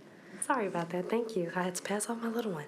Hi, my name is Courtney Brown, and I am a proud Purpose Prep parent. I'm also the best friend of another proud Purpose Prep parent, and together we have 3 children in Purpose Prep. My son initially started in Tusculum and excelled in Tusculum, but then we actually found out later that he was falling way below national standards, so I transferred him to another school, and we worked very diligently with him, along with her son as well. Both of our children have different needs as far as their behavior, attitudes, and things like that. And I love the fact that his school and the other charter schools, according to my friends as well, have catered to our children, and they don't put them in boxes. And so with that, we ask that just like the Metro Davidson County schools and you all wanting to give those students 5th grade so that they can continue that in their elementary school, our children also need that with the current schools that they're in right now. They're excelling at these schools. And I'm sorry, my voice is out, so I'm sorry if it's shaking. But they're excelling at these schools. And we just ask on behalf of Purpose Prep, we've met with Rocket Ship and other charters as well. We really just want you guys to stand with us and add 5th grade there so that they don't have to transfer to another elementary school and then to middle school after that. Allow them to stay for that additional year so that they can have an easy transition into 6th grade after. And that's all I have to say. Thank you so much for your time. Thank you. Mary French. Mary French. Paula Pendergrass. Joshua Long. Oh. Dr. Pendergrass is teaching a graduate class tonight, so I'll be reading her speech on her behalf. Good evening, Madam Chair, members of the board, and Dr. Battle. My name is Paula Pendergrass, and I'm the current Vice President of MNEA. Back in August, I stood before you and expressed my sincere gratitude for the collaboration between the members of management and MNEA in completing the Memorandum of Understanding. Today, I stand before you concerned that several sections of the MOU are not in compliance. For example, it says all professional employees shall be present at their respective schools 7.5 hours each day students are in the school. Unfortunately, teachers are logging 20 to 45 minutes each day beyond the required 7.5 hours to supervise students due to a lack of bus drivers. That computes to 1 to 3 unpaid hours per week, approximately 3 to 10 extra work days per year. According to the MOU, all professional employees shall have daily planning time, which shall be free of student responsibilities except for emergencies. However, we are constantly receiving calls regarding the violation of planning time due to the shortage of bus drivers and substitute teachers. When teachers don't have planning, they're forced to spend time outside their contracted hours for planning and preparing lessons. Management might use the argument that teachers are helping because we're in a state of an emergency. At this point in the school year, this is no longer an unexpected emergency. The district has had ample time to brainstorm possible solutions. The MOU states professional employees authorized to use personal automobiles in performance of their duties shall be provided reimbursement consistent with Board Procedure 2.807.804.1. Nevertheless, we have school counselors who are conducting home visits with no reimbursement of mileage being offered. MNPS and MNEA agreed to establish and maintain a teacher retention committee consisting of stakeholders. According to the MOU, the committee should have convened no later than September 15th. As of today, November 9th, the committee has not been formed, although MNEA's officers brought it to the attention of management when they were meeting weekly. Despite changes to these meetings, we still have not met regarding the formation of this committee. It takes a true partnership to solve issues and concerns. As a representative of MNEA, I am open to meeting as often as necessary to share possible solutions to the concerns I have mentioned today because we have a responsibility to adhere to the MOU. Thank you, Madam Chair, Board of Directors, Board members, and Dr. Battle for the opportunity to share. Thank you. Joshua Long.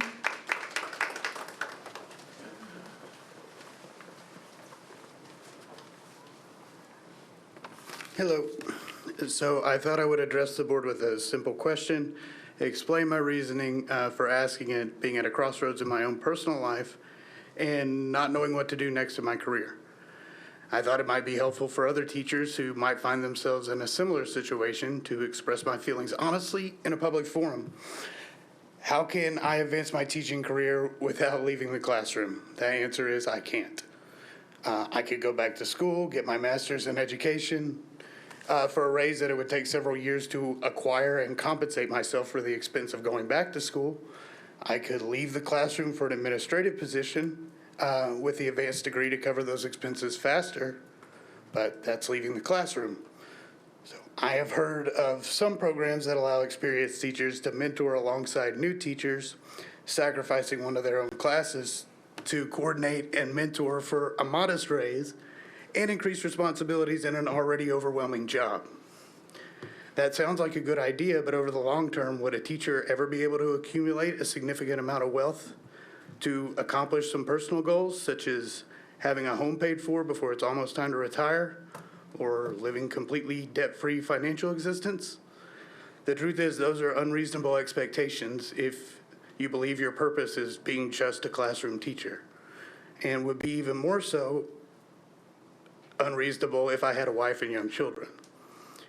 So you have to leave the classroom to some extent and therefore have less direct interaction and personal impact on the students whom it is supposedly our mission to serve, if you want to grow professionally in public education. Thank you. Thank you. Cassie Norton.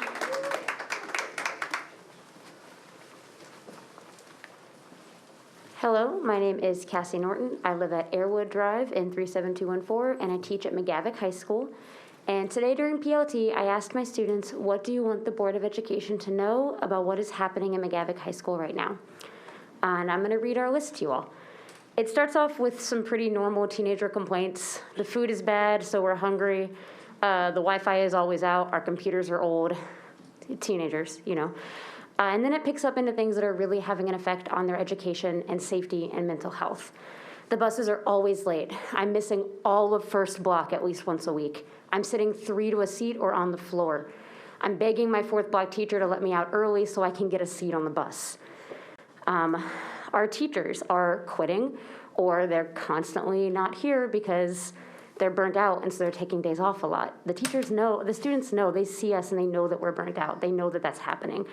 And there's no subs, so there's no one to cover their classes. They're getting merged, or someone else is being pulled into the room to the cover and is not happy to be there because they have work to do. The classes are too big. They're crammed together in a pandemic and without enough adults. And they're not exactly happy with the quality of our teachers. They're worried that a lot of teachers have biases that aren't being addressed. They're worried that their teachers don't have any training to help them with their mental health or with trauma or with everything that we're all going through right now. They're worried that there aren't enough mental health supports for students in place. They are upset about all of the fighting because a lot of students are really struggling. They're constantly in their fight or flight, and we're seeing that reflected in the building, and we're constantly dealing with this. There's just not enough time to support students. They're looking for more safety, more anger management, more therapy, more social workers. They really want those things in our building. I found out today that for all of the students we have at our school, we have 2 part-time social workers, and that kind of blew my mind a little bit. They're upset that we're acting like the pandemic is over. They feel like the district is no longer being understanding, that they're in trouble constantly, that teachers are in trouble constantly, that there's just so much pressure on everyone, that the flexibility and understanding we got last year is gone. They feel like there's no one that cares that they're struggling. And they're upset that their classmates and teachers are not wearing masks. I don't know if y'all know that, but COVID safety is not really being followed in our schools anymore. And then finally, the last one, they're upset that our building is not on the docket for renovations because it leaks when it rains and there are cockroaches coming out of the ceiling. All this to say that our students see what is happening and they see these problems and they don't have any solutions, and they shouldn't because they're children. And I know that you all can't solve all of these problems, and not very quickly, but you can take steps and you can do things like hire more subs, pay our support staff and our teachers more, pay our bus drivers more. Please be there for us. Also, if you ever want to come shadow at McGavock. Thank you. Brad Rayson.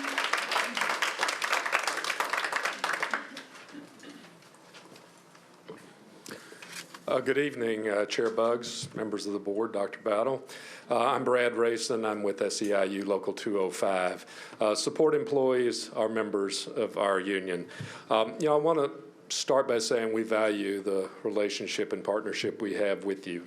We've made some significant gains over the last 3-4 years. We have $15 as our minimum wage. We've added days on calendar on payroll for some of our support employees. And step increases are now a part of your basic budget, not an afterthought or an add-on afterwards. But that doesn't mean there isn't work to do now and work to do in the future. Right now, this evening, you've heard about the challenges that bus drivers, teachers, support employees are facing every day. You've heard from our members this evening and from teachers about staff shortages and what that means, the additional work and burden it puts on the staff that are here. You've heard about the need for additional compensation to recognize the extra contributions and duties that workers are picking up. You've heard about safety concerns. These conditions have a physical and emotional impact on staff. They affect morale. They affect students. We understand that recruiting new employees right now is challenging for a lot of places, but not impossible. But what is possible is doing everything we can to respect and honor and keep the employees that we do have here. We're ready to roll up our sleeves and sit around the table and come up with solutions to these issues. And we're ready to do it together with you. Now let's talk about the future. Back in 2019, the board outlined a plan to evaluate pay. And there was a slide in the presentation that I went back and looked at today, and it was called People Matter. And it says, in order to deliver a great public education to every student every day, our compensation strategy must attract and sustain the talent necessary to provide exemplary levels of service. What does that mean for a support employee? It means being able to live in the city where you work. It means you can support yourself and your family and not have to work multiple jobs or scrimp and save just to make ends meet. It means being able to save for your kids' education and your retirement. It means that there's pay equity in our district. We have a chance this year to make sure that our compensation will attract and sustain the talented support and staff our community needs and deserves. There's going to be a pay study this year. It's long overdue. And we're willing to do our part, and we're ready to make sure that whatever that study shows and how much it costs, we'll help you get it. Thank you. Thank you. Dahari Matthews. Okay. Corey Richardson.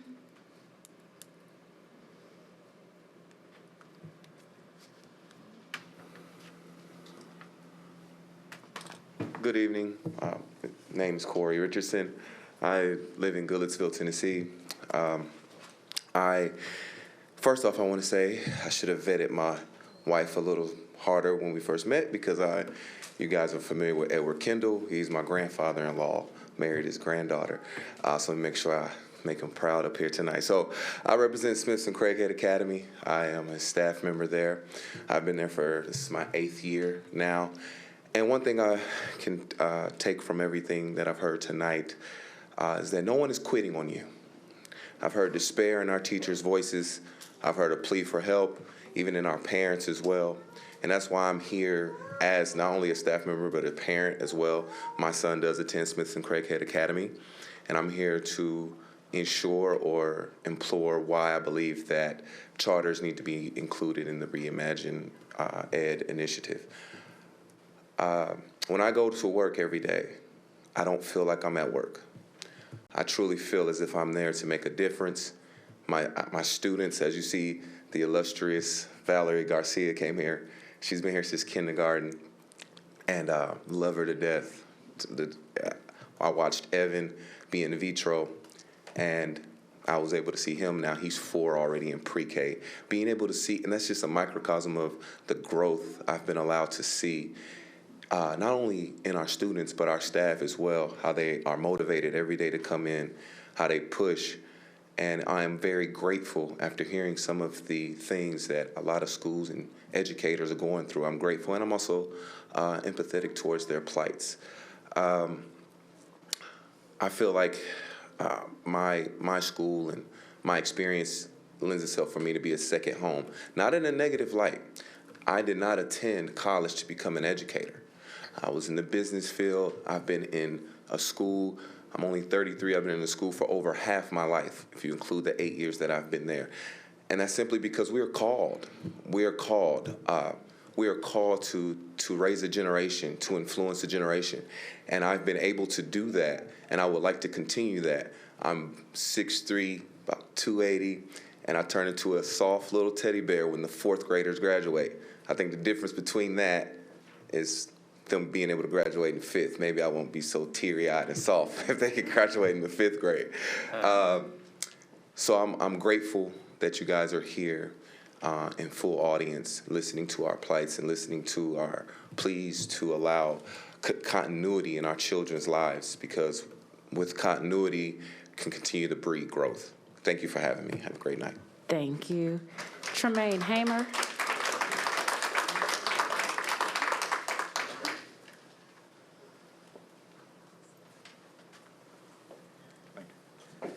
Hello, y'all. Y'all pretty much know who I am, so I'm going to skip everything else. But before I do, earlier today I heard that CRT was evil. And for somebody who was called the N-word at third grade, it should let everybody know that color is seen before anything else. So CRT isn't evil, it's necessary.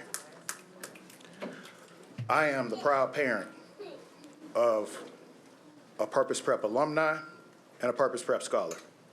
But you already know that, because 2 years ago, I was here in request of the same thing, an extension. 2 years ago, I told you about my son, who is now 14 years old, 6'3", had plans on attending a private school, but he's more excited about the STEM program than he is the athletic program. Purpose Prep did that.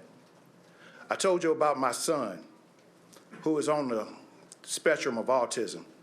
Doctors gave him no chance of leading a normal life. And now, he's on the pathway of living an independent life.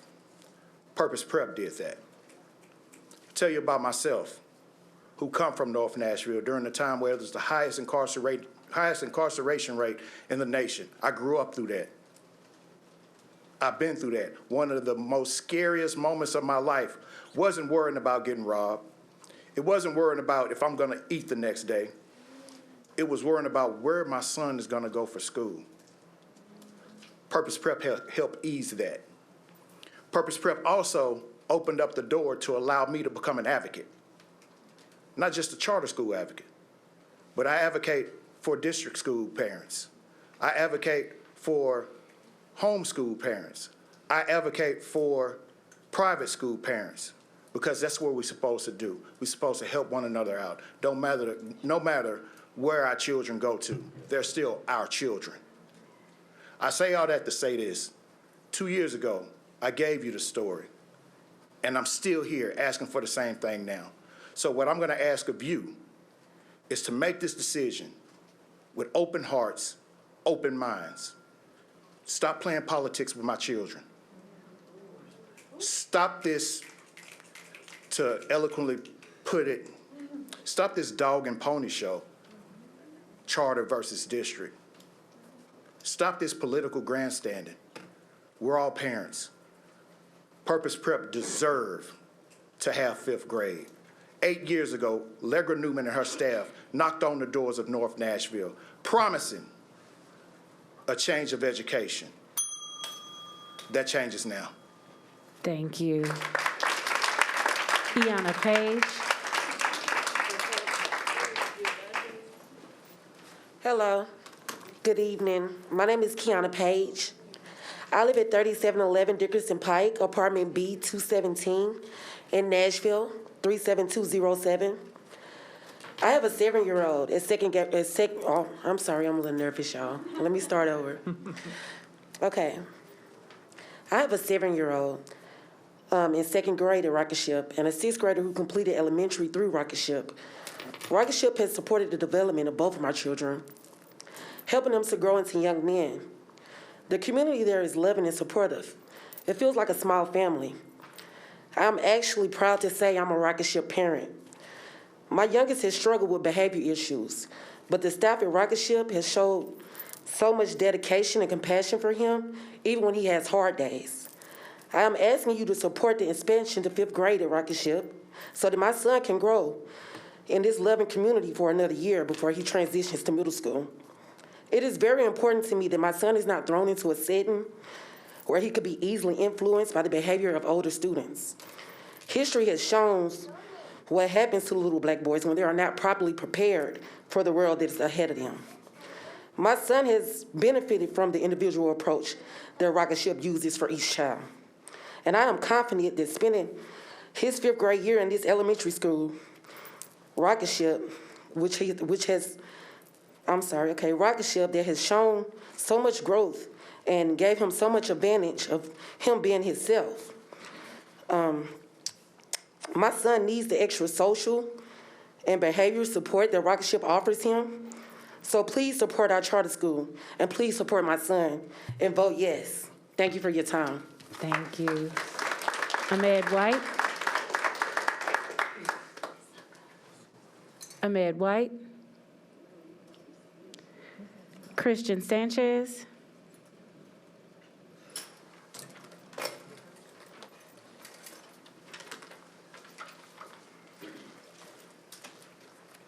Buenas noches. Mi nombre es Cristian Sánchez y vengo aquí a pedir una petición para Smithson Craig Academy. Good evening. My name is Christian Sanchez, and I am a constituent here and a proud parent. I'm here to ask in favor of Smithson Craig Academy for the charter amendment. Soy madre de 2 niñas. Las 2 niñas han ido a esa misma escuela. Una está en 4º grado, la otra está en middle school. I am the mother of 2 girls, and both of them have attended that school. One of them is in 4th grade now, and the other one's in middle school. La escuela es una excelente escuela. Uno se siente con los maestros como si fuesen familia de nuestros hijos. The school is excellent, and I feel with the teachers as if I were there with my family. Los niños se sienten a gusto, están bien cuidados. Mm-hmm. The kids are happy and well taken care of. Los maestros, el personal son excelentes, muy profesionales. The teachers and the staff, they're excellent, they're very professional. Mi hija ha tenido la dicha de ir de ahí desde que va kindergarten. My daughter has been lucky to attend there since kindergarten. Y deseamos que el 5º grado se abra para que nuestros hijos puedan estar seguros, cómodos en la escuela. And we wish to have access to 5th grade so that my students, my kids can have access to remaining there and be safe in that school. Espero que nos den la oportunidad de dar el 5º grado a la escuela. And we hope that you give us the opportunity to have 5th grade in our campus. Gracias. Thank you. Thank you. Trudy Campbell.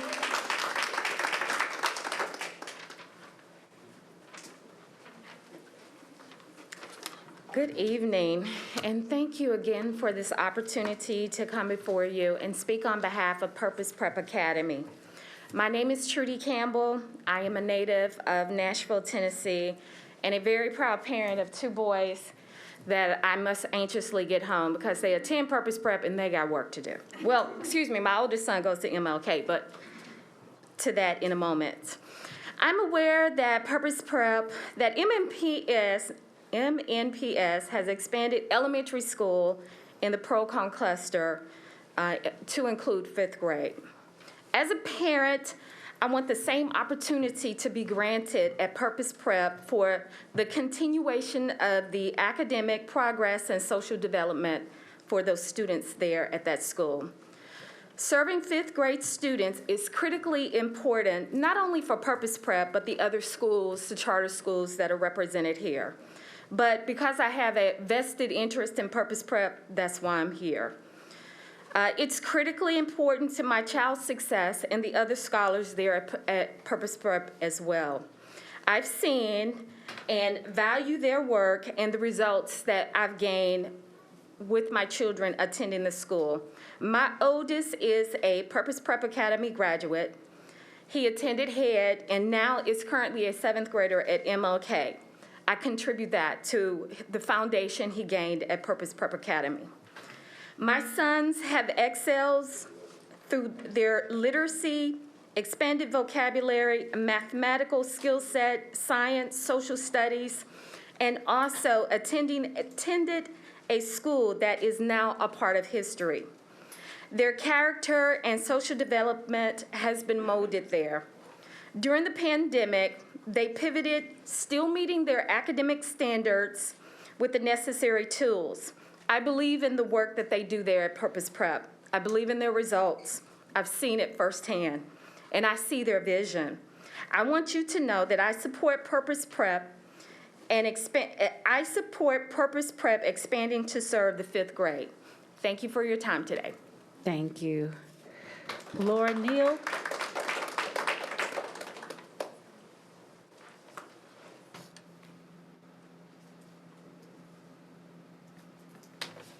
Good evening. Board members, Dr. Battle, Chair. Some of you, it's good to see you in person. We've met recently. So my name is Laura Neal. I live at 112 Creasy Court in Jolton. I am a parent and educator at Smithson Craighead Academy. When I went to choose a school for my child, my main priority was choosing a school that the focus would be on the whole child. Balance between rigor and social emotional growth. I can stand before you and say that SCA is a family. We're a family-focused school, small classroom ratios, always academically focused, but they never forget the individual needs of the child that is there. Consistently serving families and the community, not just the families that are at our school, but the families that are in the community that surrounds us.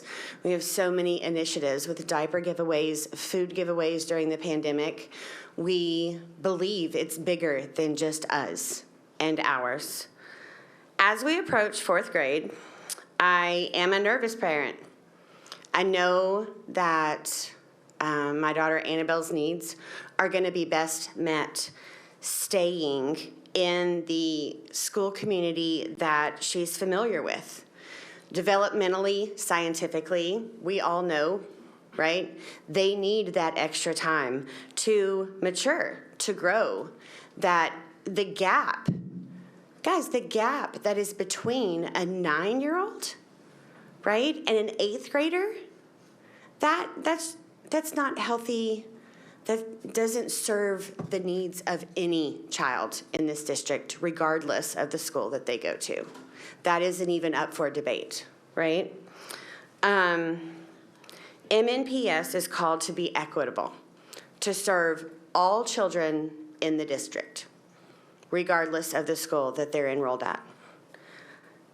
I am calling SCA parents, I believe all charter parents here, we are calling for you to include charters in the Reimagine Ed, to approve our charter amendments, and basically just equity. That's all we want. We don't want more.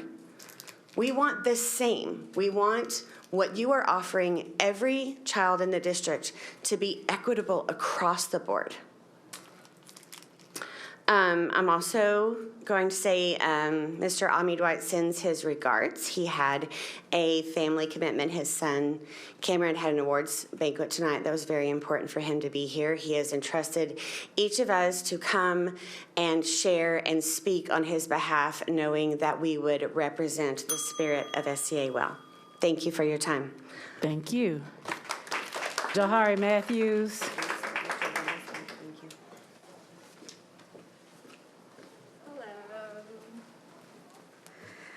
Hello, my name is Jahari Matthews, and I reside at 2809 Red Clover Court, Nashville, Tennessee. And I just want to add in that I have raced across the city to make it here just in time because this topic is so important to me.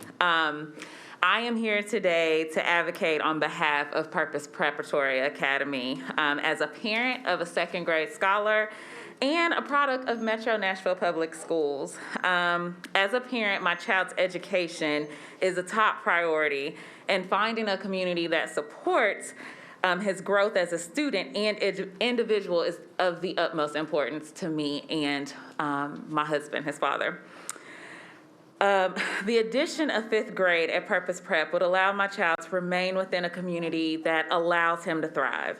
I fully appreciate that this opportunity has been given to other schools and families in the North Nashville area, but I ask that you seriously consider extending this opportunity to the families of Purpose Prep. The addition of 5th grade at Purpose would allow many of our families to continue on a journey that speaks to the overall positive educational experience that so many of us have started on. And as parents, we do not want that to end prematurely if it does not have to. It is evident that the board and MNPS recognizes the importance of having 5th grade in an elementary setting, and it is only appropriate for Purpose Prep scholars to have that same benefit. All children, regardless of the school that they attend, should have the same equitable education standards made available to them, and I just ask that you please consider approving the addition of 5th grade to Purpose Preparatory Academy to support current and future scholars. Thank you. Thank you, Mrs. Matthews. And with that, we conclude public participation. Thank you all for engaging with us. Again, if you were not able to finish your sentiments or if you have additional concerns, questions, or ideas, please feel free to call or email us. With that, we will move on to governance issues. Do I have an amendment to this as listed, or go ahead, Mrs. Pupo-Walker? I'd like to pull A1E. Policy 4.300 off of the consent agenda.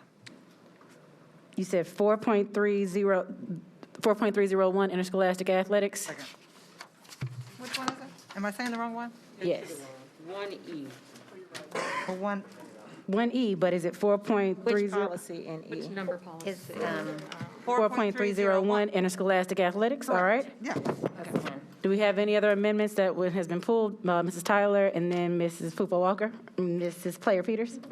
I'd like to pull the 2022-23 district calendar. Okay, that's 1C. All right, Mrs. Player-Peters? All right, so the consent agenda has been amended to pull off both C and E 4.301. Do I have a motion to accept it as amended? I move approval of the consent agenda as amended. Do we have a second? Second. Any discussion? All in favor, please raise your hands. Passes unanimously. We'll move on and begin with chronological order, listed order, the 2022-23 school calendar. Mrs. Tyler or Mrs. Player-Peters? Flip a coin.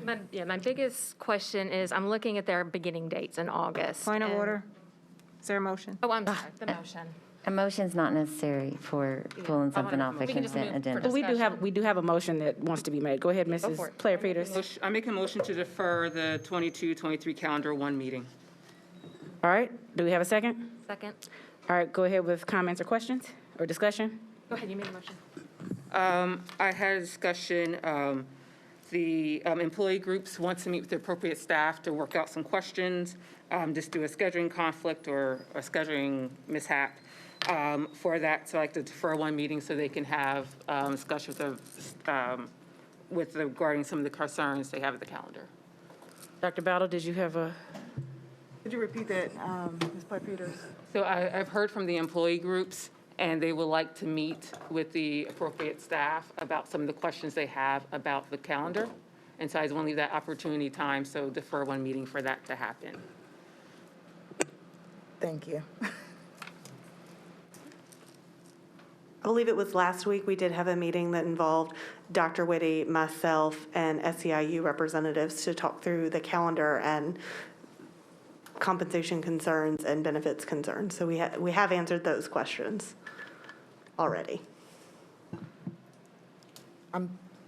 So my understanding is that there was a conflict originally when the stakeholders met to review the calendar. Of course, this is a pretty lengthy process with all stakeholders involved, and the follow-up meeting has already been scheduled and has already been completed with those who had a conflict. So I just want to clarify that meeting has already been held with those stakeholder groups. Can we hear from the employee representatives of? I think that might be better for them to advocate to us Yeah. individually. I mean, that can be part of the deferment, but, all right, Mrs. Tyler? I guess I had some similar concerns as Ms. Player-Peters. But then also, I was just looking at some of the ways things fall. Like, I'm looking at when students start, and they start on Monday for a full day, and they go to school for their full week, for their first full week. And we all know that that can be really difficult. So I would just love to get some clarification, if I could, from somebody about why we chose to start school full day Monday and just roar right in without any time to ease everybody in a little bit, like as we've done in years past. I'm happy to have Dr. Whitty approach the podium, who leads the school calendar committee. I think it's safe for me to say that there's always lots of wants and desires around the calendar, but there are competing demands with regards to balancing out the calendar, pay schedules, what's allowable under state law, so on and so forth. But Dr. Whitty, if you could address particularly the start of the school year dates. Yes, Dr. James Whitty, Executive Director of Schools for High School, and also leading this work. One of the things that we have discussed in years is kind of that phased-in approach, but it has been kind of a challenge because we have discovered when we start with a full week, it gives us an opportunity to work out all of the logisticals from nutrition services to transportation to schedules to things such as that. So we have had those debates over the past 3 years, but we've always kind of landed back with starting that first full week because of those reasons. It really does allow us to get the operational side of things situated and students to start off strong. We also have built in, I think 3 years ago, some half days for our pre-K and kindergarten students as well, because we also understand and realize for our younger students that that's their first experience and we want them to have some of that opportunity to phase in. So we've tried to balance that with some other kind of approaches over the past 3 years, trying to honor that. So it is a delicate balance. Could you also just recap for the board who all is included in the conversations around the calendar? Absolutely. So the calendar, there is a TCA, that specifies who's on that committee. It's made up of pretty much all stakeholders. We have principals, teachers, parents. We've had some student representatives, folks from the board, the support organizations were a part of that, as well as MNEA. So really just a collaborative, large group of around 50 people that really kind of take a lot of time to look at what's possible within the guidance that we've been given from the Tennessee Department of Ed. Thank you, Dr. Whitty. Any further questions, discussion around the calendar? All right, we have a motion to defer to the next meeting. Go ahead. I'm just wondering, so I asked some questions about this before the meeting, and I was told about all the different groups and that there were 3 months of meetings before coming to agreement on the draft, and I guess I just want to know how many meetings were there with all of these different groups, and what was the method of them being allowed input? Was it sort of a democratic process, or was it just sort of a throw out what your thoughts are kind of thing? Yeah, so this is actually the 3rd year that I've gotten to organize this work, and we've learned what works and what doesn't work. So year 1, we went total democratic. What do you want? And that was very challenging because everybody wants competing things. Last year, we shared 2 different calendars and kind of got feedback. from the entire committee based on a modified Thanksgiving break. And the committee was very clear that they like the traditional fall break. So this year we started with an actual calendar, had a committee, shared that out so that the entire committee would have an opportunity to actually review it and come to that meeting with questions, because we want to honor their time. And then part of that meeting is facilitated. So we present all of the state and school board policy around the requirements so that there's a level of understanding of what we can and can't do when developing the calendar. And then after that, we have stakeholder groups. It's actually a part of our facilitated discussion where we're asking parents, students, teachers, and stopping to make sure that every constituency or group is actually acknowledged and has an opportunity to share.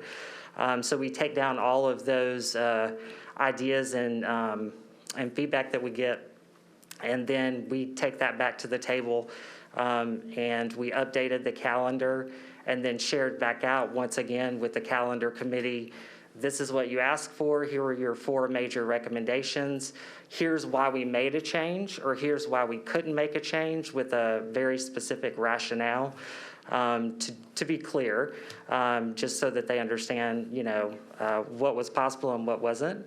And then we also followed up with connecting with our MNEA partners as well as meeting with the support organizations this week, because there are underlying implications around the calendar that don't necessarily, the calendar has a lot of implications. So there's other factors that sometimes we have to work through and think through logistically when doing this. So how many times did the core calendar committee meet?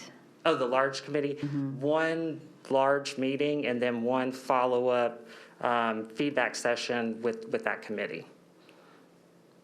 Was that feedback session also an actual meeting, or was that sort of just email feedback, or? It was basically an emailed feedback with all of the different recommendations, and then followed up with them as well to say, if you have additional concerns, please let me know. We've pretty much kept an open dialogue with anyone who's had feedback. Yeah, it's my understanding there was one 45-minute meeting. And I don't think that's probably adequate to actually receive the level of feedback and input that's necessary from all of the different groups across the district. Dr. Woody, could you clarify the larger meeting? How many subcommittee meetings did you all have? Did you have additional subcommittee meetings?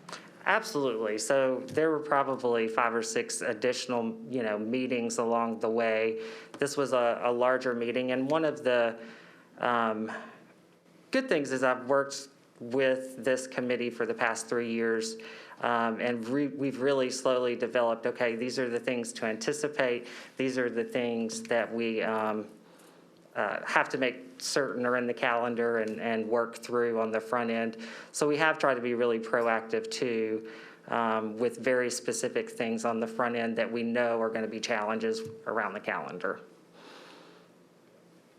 So what was the thinking behind a full week, beginning with a full week, a full day, that entire week? I'm sorry, I don't think I understood that answer.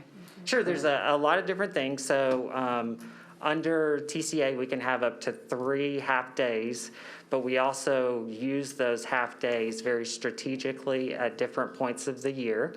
So it's challenging to use those to kind of phase in. The other thing that we've consistently heard over the past 3 years is the challenge, even from a lot of our leaders, on starting on a Thursday and Friday and then going directly into the weekend, because we're just kind of getting students into that school routine. We're adjusting schedules. We're getting kind of transportation issues worked out and nutrition services set up and ready.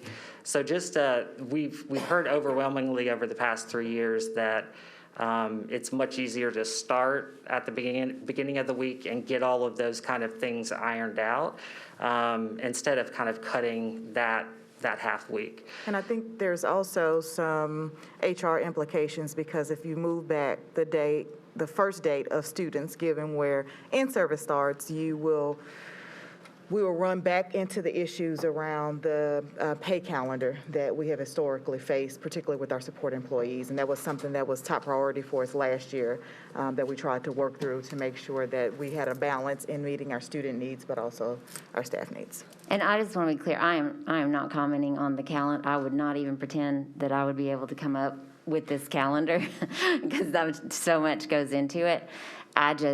I'm really concerned with being sure that the process allowed for the level of necessary input from all of the different, principals and school leaders, since we do place such a high level of autonomy on each of our individual school leaders. I just want to be sure that they all really were able to give the level of input necessary to be sure that all the needs are being met.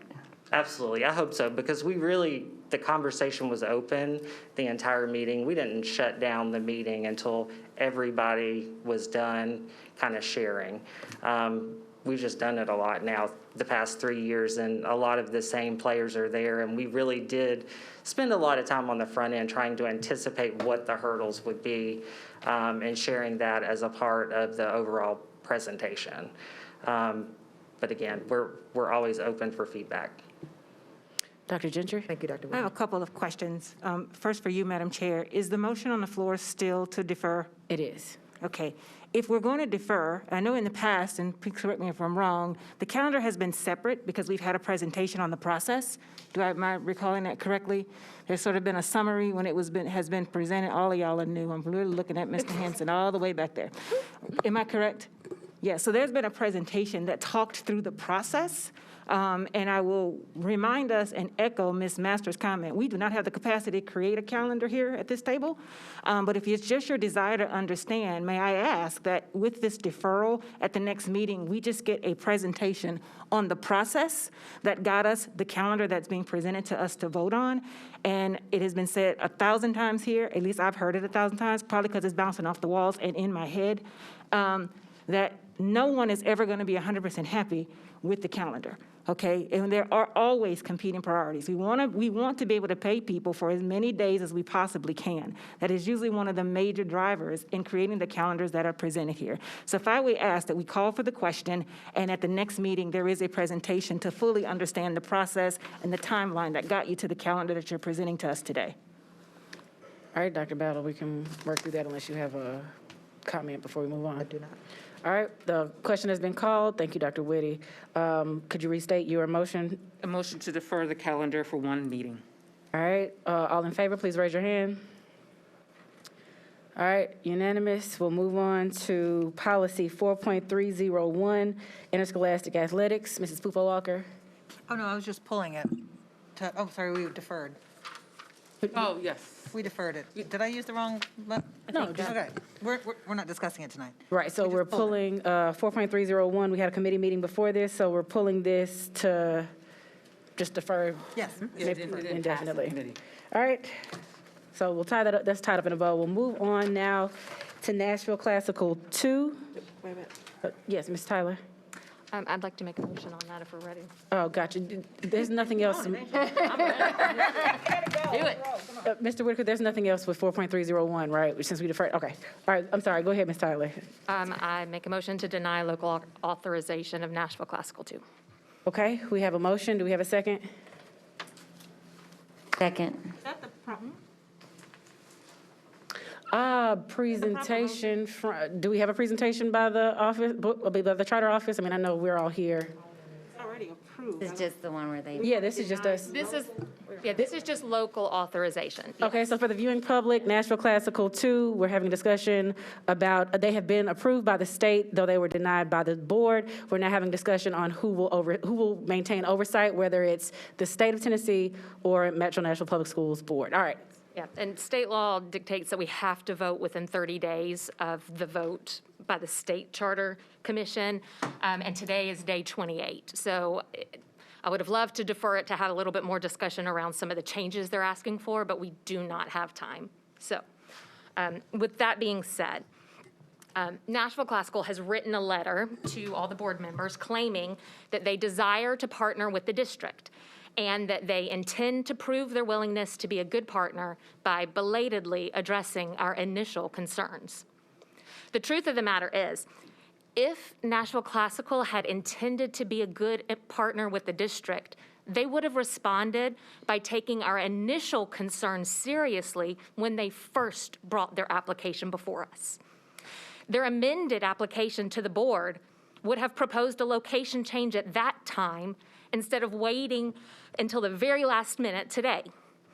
Instead, they dismissed our concerns as unnecessary and went so far as to go over our heads to the Charter Commission to get what they wanted. Now that the very issues that we raised concerns over are manifesting, expensive renovations, lackluster community support, Nashville Classical is bringing it before us to correct. And this shows me that they don't have an intention of partnering with MNPS unless it's beneficial to them. So it's important to note that when Nashville Classical applied to open a second school, their application specifically listed 1051 Davidson Drive, Brookmead School. Their application was approved for that location by the Charter Commission. There were no contingencies or alternate locations written. I repeatedly raised concerns about the state of that building, noting that it was so full of asbestos that it was only safe for storage when MNPS sold it. In fact, Metro Police were told they were not allowed to use the space to run practice drills, even if they wore gas masks, because of the safety risk. No one was ever able to give me a satisfactory answer about how they would address those safety issues. I was just told that they would meet all code requirements before opening. Now, I've been told by supporters of Nashville Classical that the school wants to move to a different location as quickly as possible so they can stop sinking money into the Brookmead School. If Nashville Classical truly wants to open in a different location, based on the stringent process of charter approval, I am hesitant to support such a move because there are many unintended consequences of allowing a charter to apply with one location in mind, be vetted and approved after careful consideration of the impact on that community, only to turn around after they're approved and move to wherever else they want to go. Since fit with community is a consideration of the process, to try to switch communities this late in the game undermines the ability of our charter review team to appropriately vet every application. Due to the nature of the application process, it's my understanding that approval of the application is binding for everything in the application. If Nashville Classical wants to open somewhere else, then they can withdraw and cancel this contract and submit a brand new one at the next application process. However, the fact that they were not able to follow through on the details of their application would be problematic and would be a consideration during any future applications. Finally, I want to address the ramifications of voting to authorize a charter school forced on us by the state. If we add another charter school under our umbrella, we do not add another staff member to our charter school oversight team. So every time we have a charter school added, our staff gets stretched more and more thin. The amount of money that a charter would pay us to oversee them does not cover the amount of money and time that we put back out into them. It is a net negative proposition for MNPS.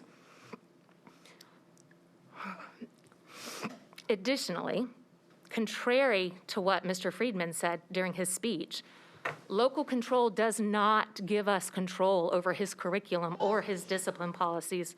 The whole point of charter schools are that they are not subject to oversight by this elected board, but that they have the autonomy to make those decisions themselves and answer to their own independent board. So if I could take a minute to ask a question, Chairwoman. Sure, of Dr. Battle? Yes. What control does MNPS actually have over the charter schools that we oversee? You feel comfortable? I'm going to ask for our legal team actually to respond to that. So if John or Melissa could approach the podium.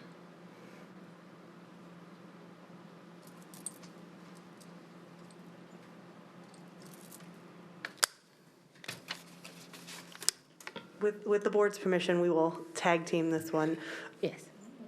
By state law, there's very little operational or policy control that the LEA exercises over a charter school. The intent behind a charter school is that they operate independently. And so we act as the LEA and we funnel money to them, but we do not have influence over their day-to-day operations. All right, thank you.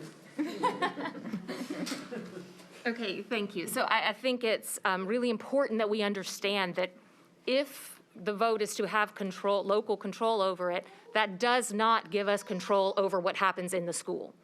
What happens in the school is 100% up to them. There is nothing that we can vote on. There's no recourse if there's discipline issues. There's no recourse if there's another issue. All of that would have to go to the Nashville Classical Board, not to us.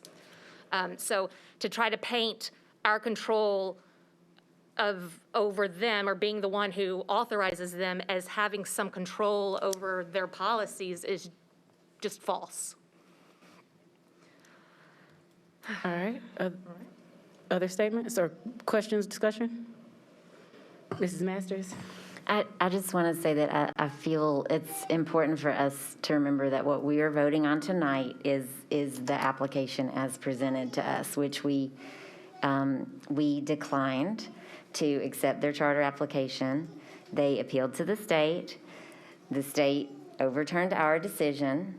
And I just think it's important that we vote on it as presented, which still includes the issues that it had initially, which is the location and the issue of the desire to bus children to the school from different areas throughout MNPS. While I am appreciative of the school's desire to answer to those concerns now is not the time. The time for that would be for them to reapply for a different charter application. I hate to think that we're going to be placed in this position of, amending sort of on the fly according to what we're told the desire is. I would prefer for us to be able to work together in a more transparent way. So, I will be voting not to bring them under the umbrella of MNPS for the same reasons that I voted not to approve the application in the first place. And I am looking at it from that overall perspective of, while I care for all of the children in our district, I also believe adamantly that local control is incredibly important, and it's the only way that we can truly serve all of the children. And for us to allow the state to say, no, you have to take this school you didn't initially want, we are going to force back on you. I do not think that is an appropriate use of their power over our local district, regardless of what the school is now telling us they would like to change. All right, further discussion? All right, well, I will say that Nashville Classical 1 is in my district, and there are so many different thoughts I have just about the state and about ways that we need to continue to increase our advocacy and relationship building with them. I have to be thinking about what the student impact will be, and what I don't like about ASD or state-run schools is that we don't have any access to them. We cannot support the schools, we cannot support the students or the families when they come to us because they're no longer under our portfolio.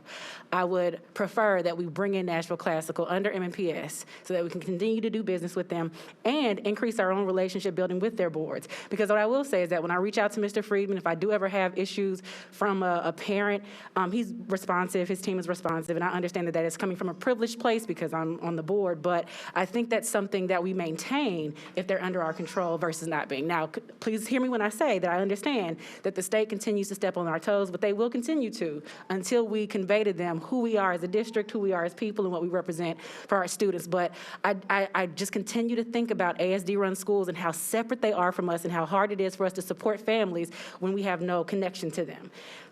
Go ahead, Mr. Little. Yeah, this is just a tough decision, and I'll say I have a kid at Nashville Classical 1 who's attended since kindergarten, and listening to all the parents tonight, all the teachers, the support staff, I just think we got to give people a chance until they show something different. And so when I listen to Mr. Freeman and I wait for pushback on him just being a good partner, I think when we initially had this conversation, we discussed that, they didn't want it in Bellevue.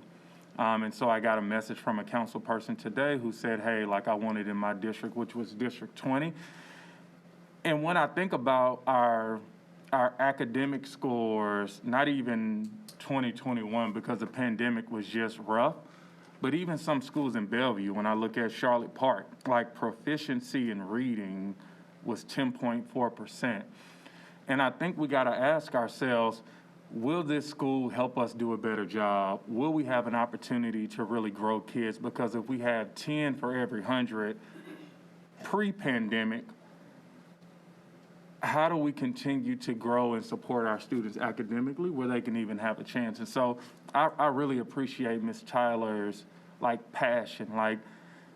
I think you ask really difficult questions. I gotta ask, so do we have trust in a leader who has never shown to be disingenuous with his relationship with the district thus far with different MNPS buildings, in his response to how he wants to proceed with not going to Brookmead because, as they stated, it's no community support in Bellevue. Well, and I would be remiss if I didn't at least acknowledge that as a district and as a board, I am urging us to stop pitting schools against each other.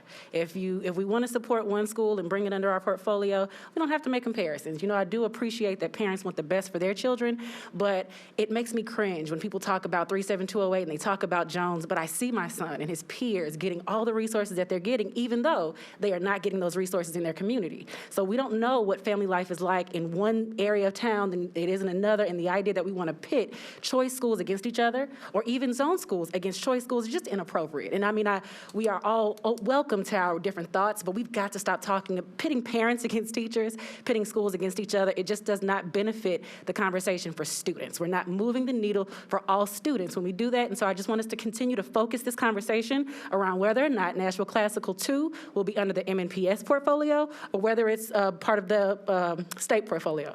We'll go Mrs. Elrod and then Mrs. Bush. Thank you. So I guess first in response to us not being able to have oversight of them if they are underneath the state instead of us, we don't currently have much oversight, as just stated by legal. That's the intention of charter schools, is that they work independently. So again, there's not really that much of a difference whether they're with us or without us, except for potentially some said work together that they would say maybe could happen. But I cannot point to us having that currently with the current location. And today's examples of not having the location down correctly and changing that after they've had 2 opportunities. They had the first time to apply, which was denied. They had the second time to apply. Both of those were with the current location, which they still continue to say was the right location, though many options and many times they were told were the incorrect location.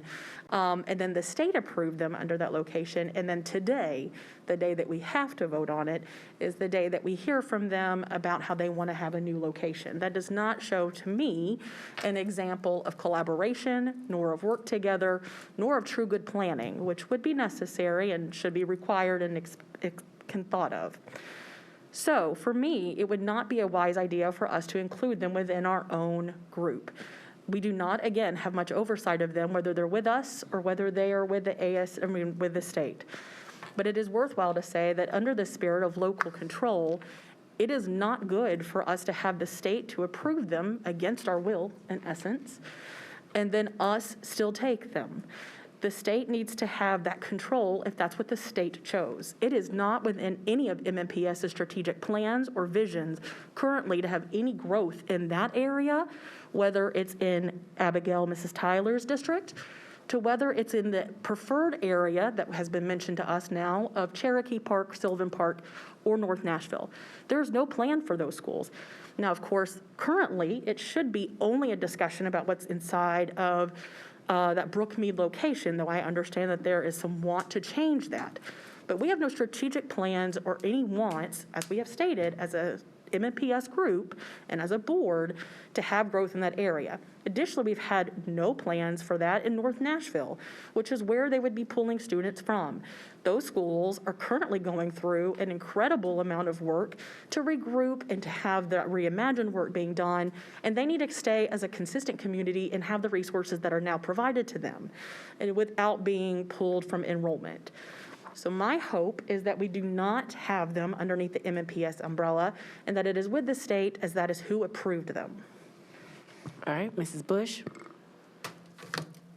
Yes, I am going to support Nashville Classical to hopefully be included into our MNPS circle of schools. We've had over half of charter schools to be denied by the board and be approved by the state. And we also have had most of the charter schools to be included as far as oversight. So this is no different than any other schools that we've denied, and the state have come back and approved them.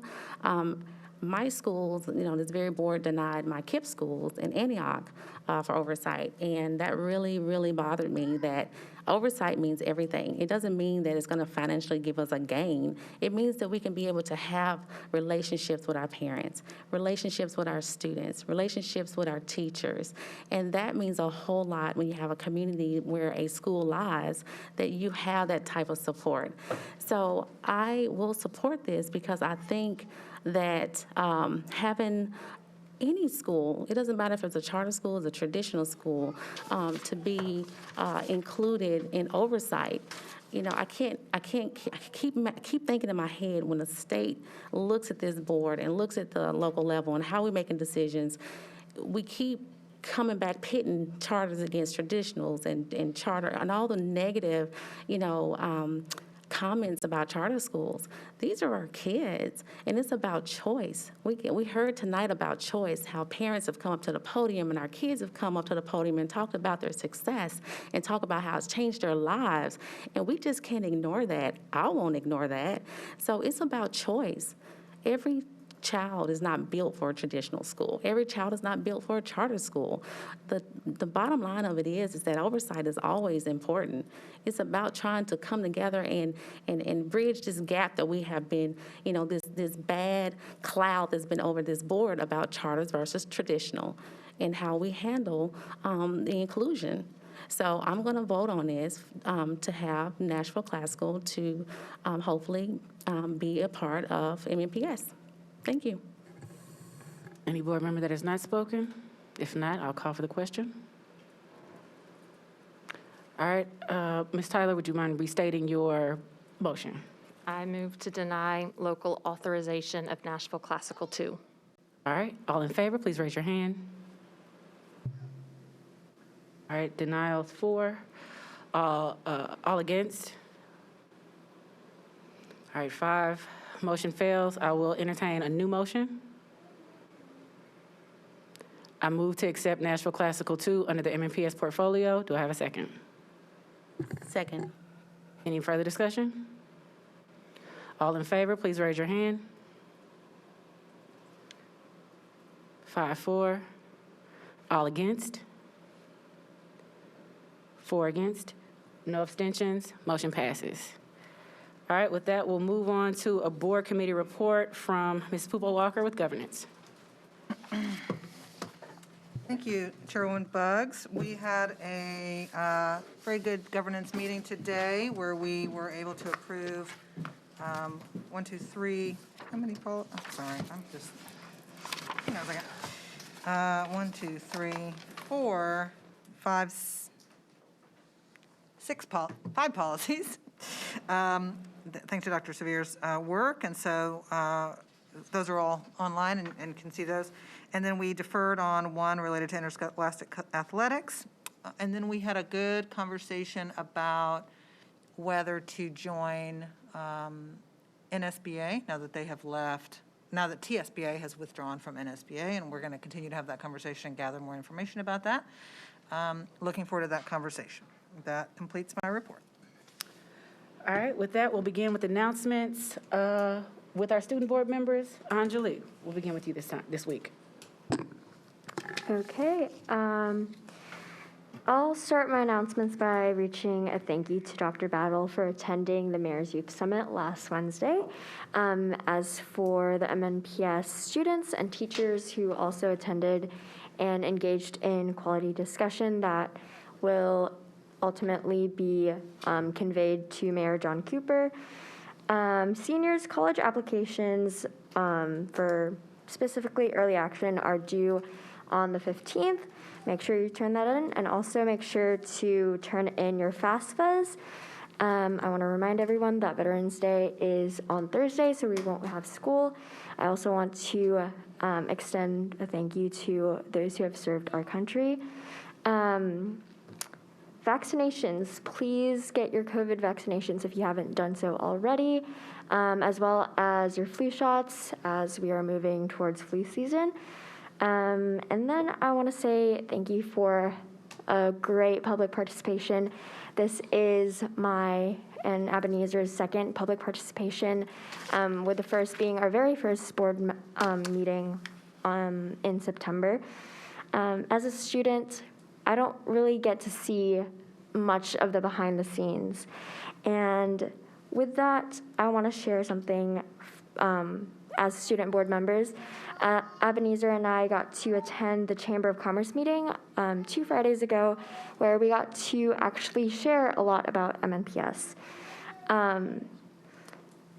And with that, I am a proud student of MNPS, and the quality discussions that we've had during public participation only highlights that.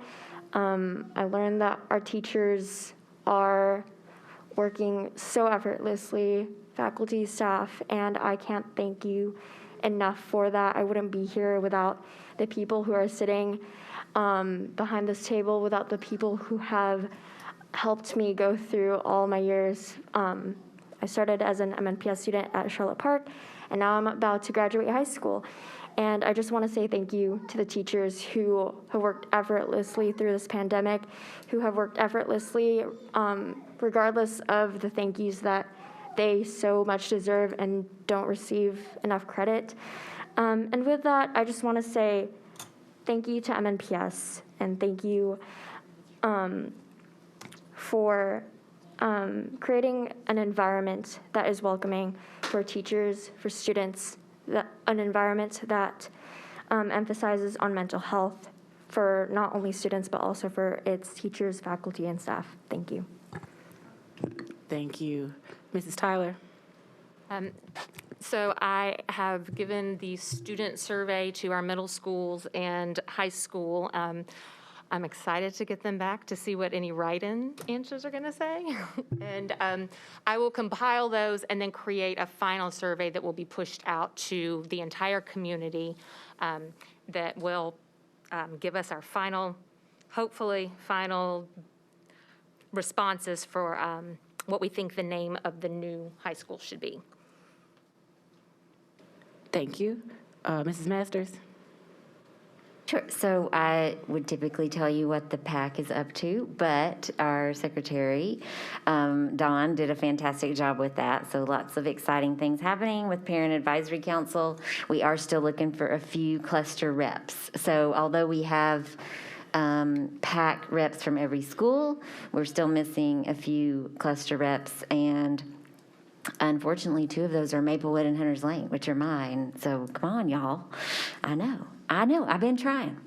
And then I also, I wanted to mention for a moment the BEP, the state funding formula, is currently under review for how the state funds our local districts. And I attended one of those meetings in Hendersonville, and I know that Ms. Jeannie Pupo-Walker and Chair Buggs, you were there as well. I really wanted to thank NOAA for being there. One of our advocacy groups, they had a big representation. I saw some MNEA folks there. Very appreciative of everyone who drove up to Hendersonville, since we didn't actually have one of those meetings scheduled in Davidson County. And I would encourage anyone who is is willing and able to continue reaching out to the state education commissioner and let her know that we would like public dollars to go into public schools for the benefit of every student, because a high-quality public education is a right of every citizen. And we want to be sure that the funding stays in public education, and we also want to be sure that it is equitably distributed and it doesn't shortchange our students in our larger urban districts like Nashville. And if you have a different opinion, just don't worry about it. You don't need to reach out to her at all. It's fine. And that's the only announcements I have. Thank you, Mrs. Masters. Mrs. Player Peters? No. All right, Mrs. Elrod. Thank you. This week, Haywood is having their online family math nights, not night maths. Math nights. Tonight is English and Spanish, so I'm missing it. Tomorrow night is Burmese and Karen, and it's from 5:30 to 6:30. And then also tomorrow, the Cree Fall PTA, who we heard from Dr. Miley during public participation, tomorrow they have 6 students from the EL program that are graduating out of it, and they're going to have a parade for those students, and you can be outside to wave at them and encourage them at 8:20 a.m. Also announced during public announcements is, and I want to make sure I have this date right. I apologize for having some notes on my phone and some in paper, such is life, is our PAC meeting and our parent action group has at the Edmondson Branch Library the By Design documentary being seen, along with a quick discussion, and that's going to be on November 20th at, once again, Edmondson Pike Library. Thank you. All right, thank you. Mr. Little? So, few things. So November 13th from 2 to 4 at McGavick High, there's going to be a free anti-violence basketball camp. Mr. Juan Adams, who is an MNPS grad and had a son who graduated from MPS who was unfortunately gunned down, is doing the program. So if you have time, if you have kids who are interested in some of the basic skills, and you're interested in anti-violence, I ask you to come. It's on Facebook. More of the details. Next Wednesday, November 17th, from 5 to 6:30 at the Hermitage Community Center, right across from the police station on Central Pike. We're going to have our first in-person community meeting where we hear from parents, teachers, and stakeholders about things that are going on that they care most about. So I'm willing to take the feedback and then come back to the district to see, as well as the principals, to see how we make situations better or expand things that they think that are going really well in the district. Want to say thank you to the parents and the teachers who have just made a huge sacrifice to attend tonight's meeting. I saw a lot of them sitting in the crowd with kids. As I have a kid, and having a kid here between 5 and 7, a lot of times they get hungry, they get antsy, and just hearing from parents, teachers, and even students, it warmed my heart and kept me focused on, what do we really want to accomplish as a Board of Education. So I appreciate you guys.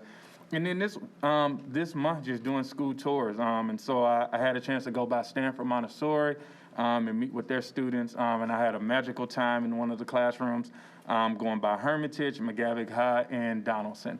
And if there are other schools, I call it the District 4 tour. But thank you. All right, Mrs. Bush? Yes, thank you. Last night we had a great turnout at JFK. They had their STEM day at the school, and we had a lot of great students that really enjoyed all the innovative things that they saw, and they were really excited about the opportunity to be a part of such a great event. And want to thank Moves and Grooves for putting on that event. And there's going to be many, many more that's going to come into the district now that we're kind of getting back to some little normalcy. And I will be visiting more schools and making sure that activities are supported and encourage our schools to get back into that mode of celebrating and being able to get that parental involvement back again in the district. So really excited about that, and there's more to come in District 6. Thanks so much. Mrs. Pupo Walker? I want to start by giving my condolences to the family of Letharius Lewis, who's a ninth grader from Hillsborough who was shot and killed since our last meeting. And it's our second Hillsborough student to be lost to gun violence this semester. Tremendously heartbreaking, and just want to remind everybody that our kids are, need a lot of support, and we've got to find a way to just end this gun violence. There's a second round of redistricting for our districts. If folks want to take a look and give input, there's still time to do that. Kids 5 through 11 can get vaccinated. Vaccinate your child. MNPS is helping make that happen. It's National School Psychologist Week. I'm so grateful for our school psychologists who do tremendous work, really in the background, making sure that kids' needs are met, and they're such an important part of the piece of the puzzle for us. And then I want to congratulate Ebenezer and Angeli, who were filmed by CBS News a few weeks ago for a documentary, which came out this week. Was that this week? Last week? Last week. In the link. And it's a CBS News, it's online, you can stream it. It's called The Trials of Critical Race Theory. And they were in a focus group with students, did an outstanding job, very, very proud. Ebenezer made the final cut, Angeli did not, but really, really proud of his remarks. And they were all MNPS students. They had students from Girls Inc., from different programs in the district, and it was just a testament to how brilliant our students are. And I will leave it there. Thank you. Ebenezer?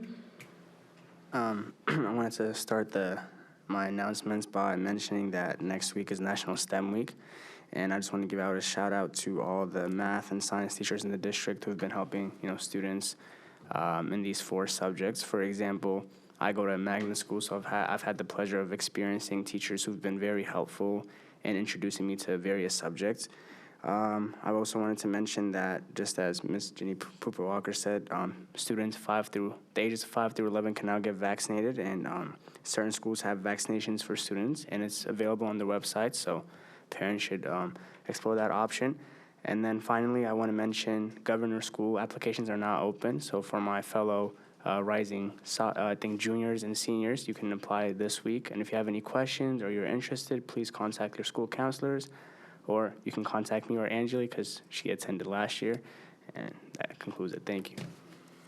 Thank you. We have one more from Mrs. Pooper-Walker. I'm so sorry. Mrs. Player Peters. I'm so glad I love you, Jeannie.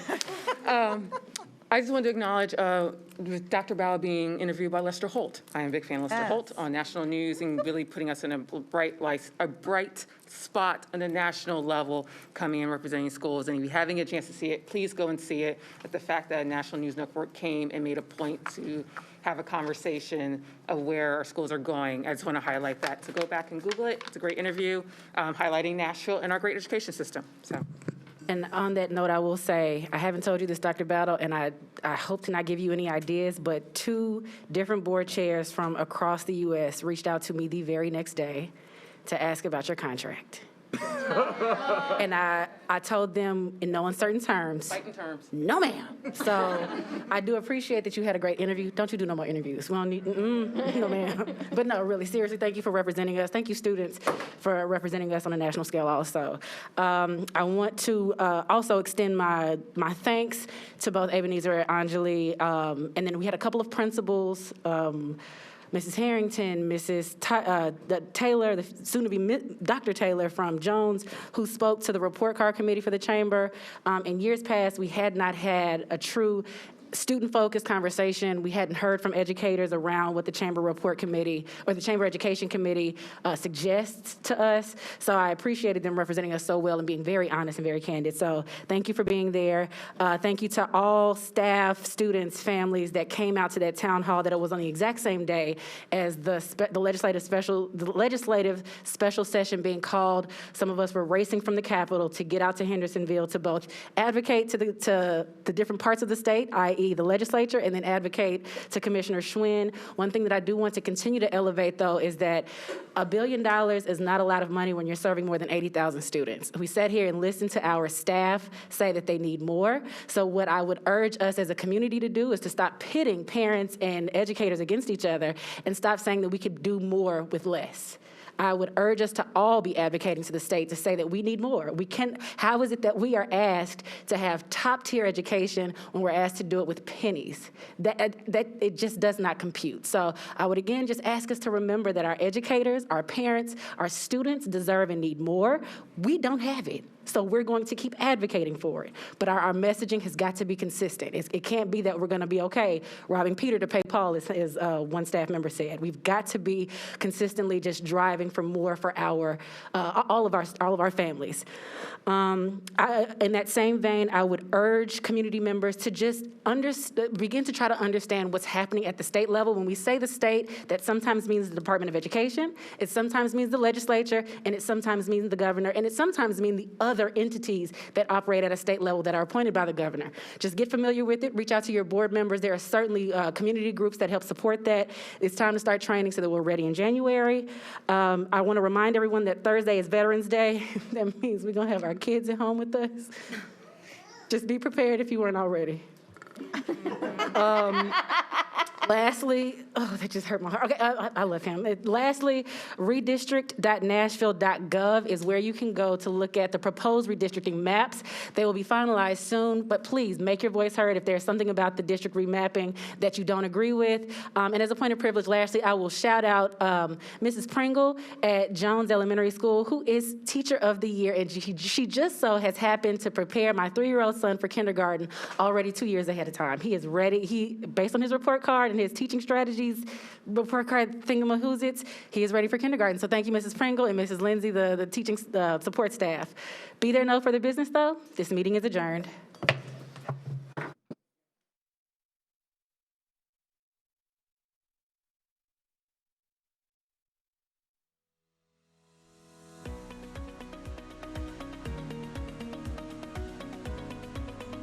This has been a service of the Metro Nashville Network.